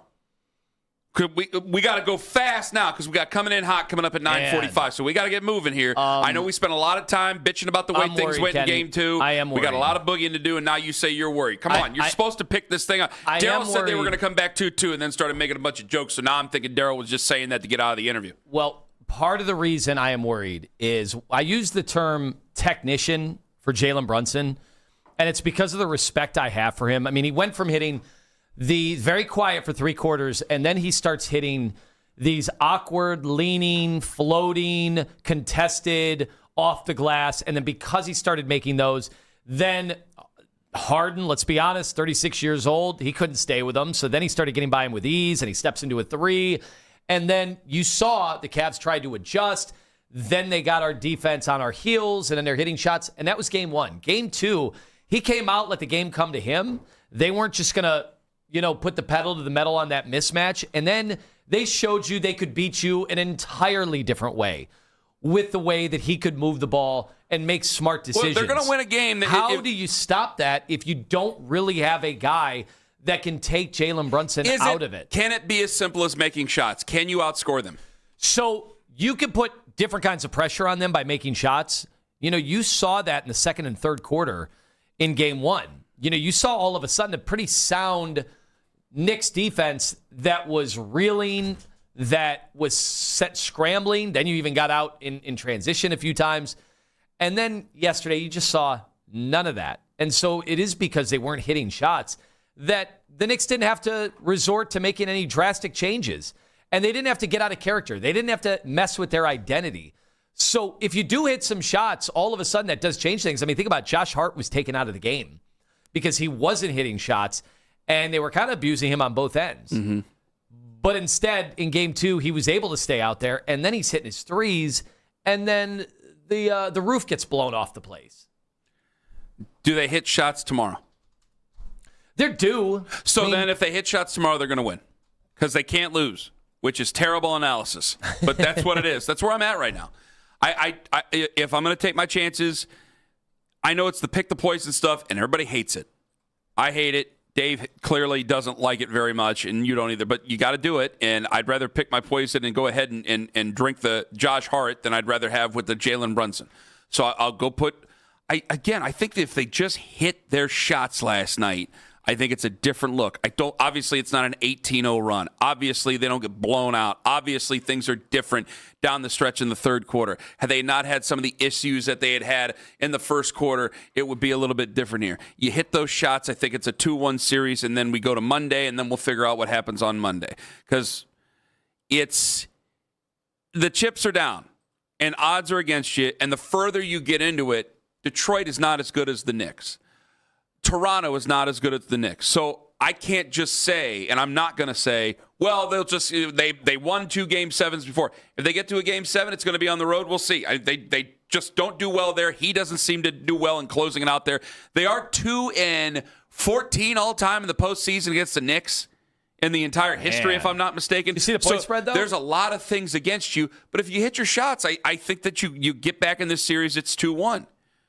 It just sucks that you and I aren't going to get a chance to talk about it before Monday night's game. Yeah, what? They're 2.5-point favorites. The Cavs in game 3. Okay. Got it. I don't want to. Okay. Does that surprise you? All right. It actually does surprise me. It actually does. It actually does. Okay. It's a little things that get me talking again. Is that little Vegas things get me just going telling again. you just hit your shots? I think so. It says Stu minus Feiner, 2.5. Stu Feiner's just saying hit the shots. Stu Feiner shoots 15, 30 every night, so it's no big deal. He says other things, too. Yeah, he does say other things. Well, we can't say Like those. your bookmaker. No.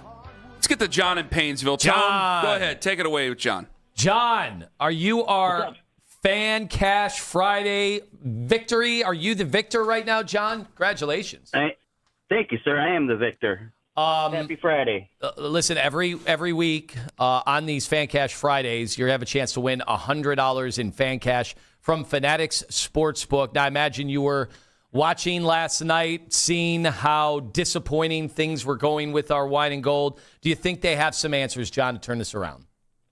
I sure as heck hope they do. We cannot go down 0-3, clearly. I think we're in a hole as it is, but hey, tomorrow's a new day. We'll see what happens. All right, give us the MVP for tomorrow, John. I'm going with Mitchell. Got to. Can Donovan Mitchell summon the powers? Thanks, John. Congratulations. Our first Do we Fan have Cash all Friday Gentlemen, winner. have a great holiday. John, you as well. Do we have all John's information? Do I hit hold or do I hit? Okay, goodbye, John. See ya, John. Have a good Friday. Get the hell out. No, I'm kidding. All right, coming up in 5 minutes. It's what you've been waiting for all week. Please keep your comments within the boundaries of good taste. 216-474-0092. Coming in hot, coming up in 5 on The Fan. It's Anthony Lima for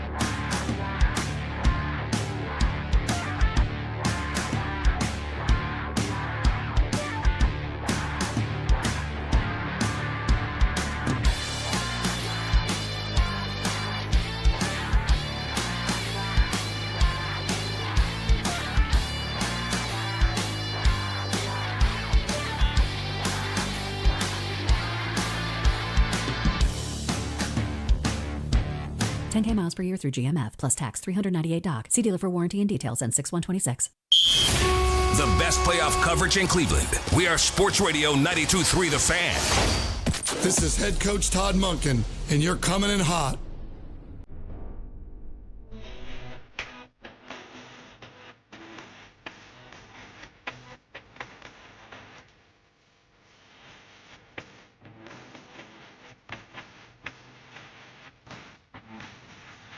Make sure you go back on the free Odyssey app by using the rewind feature on the free Odyssey app, powered by Integrated Restoration, your local experts in water, fire, and storm disaster restoration.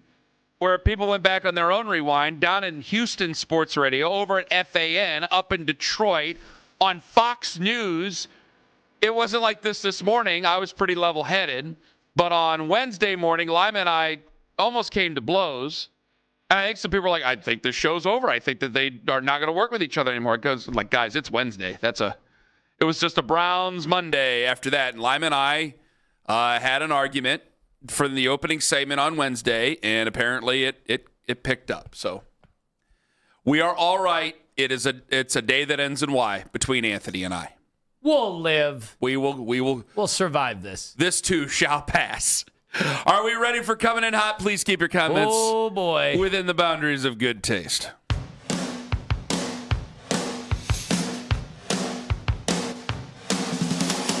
right, Cleveland, it's time to get whatever you want off your chest. Cleveland, you're coming in hot. The phone lines are open now. All right, I got my hand on the dump. Well, no, I got Owen in there, so I don't got to worry as much. Here we go. Hello, you're coming in hot. I hit it. Oh, come on. You said you had Owen to do your bidding. To do the dirty work. I'm sorry. I'm going in the hall. No, don't do that. I just got sensitive. Come on, Owen. Come on. That's come it. On, Owen. And we'll Owen. see you tomorrow night. Come on, I just got sensitive. Now I don't even know if we can do the thing. Because he puts the videos up, and who knows what happens. No, now he's not him, he's the guy who like calls this right in. Outside. Stone face. You know, bad things always. When bad things happen, they happen on a Friday. Hello, you're coming in hot. It's time for 2-second serial killer trivia. Your chance to win a 4-pack of delicious Croque-Madame sandwiches. Next up is Kenny in Streetsboro, home of the Wandering Sasquatches. Kenny, are you ready? I am. Lima, take it away. Possibly the most prolific serial killer in U.S. history, Gary Ridgway is better known by this colorful moniker. The Green River Killer. Ding, ding, ding. He is in the murder barn. One more correct answer, and those Croque-Madames will be in your freezer. It would be actually Jeffrey Lundgren if it were the murder barn. Did you rehearse these? No. Take it away. All right, Kenny, whose human remains can be found in your very own office? My mother's. Very good. So the next time someone asks you, do you have a mom in a box, you say yes. Mom's box. I hate to do. I got to tell my dad to stop listening. That was all to just pay off 2 weeks ago? Dad got all worked up about that call a couple weeks ago. I was like, Dad, come on, don't listen to the segment. Come on. Great. I know, man. I'm like, don't you make me have a soul. Don't do that. As long as he doesn't shoot the messenger. Mom would have laughed. Got a funny story about that too. All right, let's go back to coming in hot. Hello, you're coming in hot. Ken Carman is so fat. Have a great day. Thank you. Hello, you're coming in hot. Well, speaking of criminals, you guys, I don't want to be negative, but I think we got a better shot of Lima's father showing up tomorrow than the Cavs. Oh, my God. Yeah, see, Lima's dad don't text him when people call in and say that type of stuff, so leave it alone. Hello, you're coming in hot. Cavs win Game 3. We bring in Bill Laimbeer to body slam Jaylen Brunson. We don't have worse any ideas. We don't have any Cavs muscle. Which is a better idea? Bill Laimbeer body slamming Jaylen Brunson, or the guy who keeps calling in to say he wants to put in Larry Nance? We have a guy that's been rotting on hold saying the difference in this series is getting Larry Nance And everybody's Jr. going, put him on. I'm like, I'm not putting this guy on to embarrass himself about Larry Nance. Either Larry Nance, I think. Pete Nance. Might as well. Hello, you're coming in hot. Nancy Grace. They thought they could ban me. They thought they could stop my greatness. But did you hear the news? The Glizzy Hogan champion is going to be back, baby. The claim was rightfully his, baby. You better be there, Ken Carman. I saw you on Fox News, brother. You're looking fine up there. But I got 2 tickets for you and Lizzie or Lima, whoever you want to bring, to see the Glizzy Hogan champion. Joey Chestnut to claim what's rightfully his. Woo! Insanity. Utter insanity. We could take 2 more. Hello, you're coming in hot. Who the hell are you? You know. Randy Buffington. Now, you can't say that one. Yeah, you can say damn right, but you can't say the other one. Yeah. Oh, man, buddy. Too many rules. Nah, you messed it up. We can't do Randy Buffington? We can't play that music anymore because the filmmakers, as Paul Thomas Anderson, will take your money from you. Are you kidding me? Well, there's got to be other porn music. No, that's the only one. Herschel Savage is coming for his money. Find something from like. I keep going into the library that they provided me with and just typing porn. It does not come up. They don't let you do that at all. That's why I have that meeting after the show. Carl Monday will be looking over your shoulder in no time. What was that in the periodicals? Never mind. Hello, you're coming in hot. Hello, you're coming in hot. You got bashful. Hello, you're coming in hot. Good morning, gentlemen. Morning. I just called in to explain where I went last night. You see, if I were to demand the basketball, that could upset my teammates. And we all know there's nothing more important in the NBA than the players' feelings. So let's all take some deep cleansing breaths, because there's at least 4 more years of this sheriff being in charge. Trust the process. Do you think Jared Allen going over to check on the photographer in an Eastern Conference Finals game with your backs against the wall, is that too nice, or is that the right amount of nice? It's better than what Dennis Rodman did. Better than that.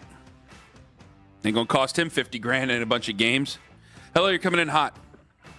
Who will have better free seats this weekend? Lima, Gab Gowdy, or Betsy? Okay. I haven't met the other one. Gab Gowdy is a very nice person. Very nice lady. I met her at the CSU game. I think I said that last time that guy called in. Content machine. Hello, you're coming in hot. Lima's sex life is like a Ferrari. He doesn't have a Ferrari. Not anymore.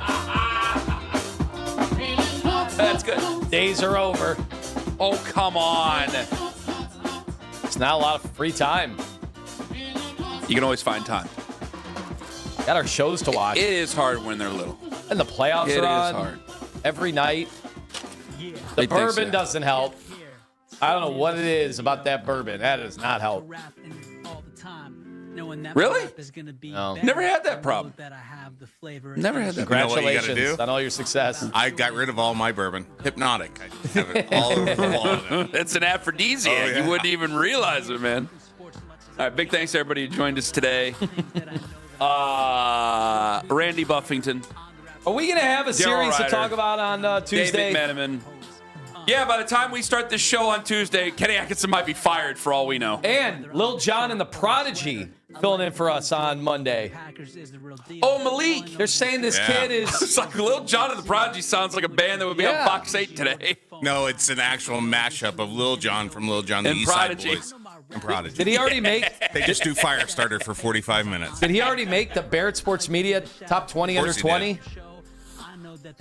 The Ayatollah of Momola put him in there, man. All right, we're back on Monday or Tuesday. Have a good weekend. Have a wonderful Tall Boy Friday. God bless. Take care. Go Cavs. And making sure that you're not booing, but you clap. Vodka, whiskey,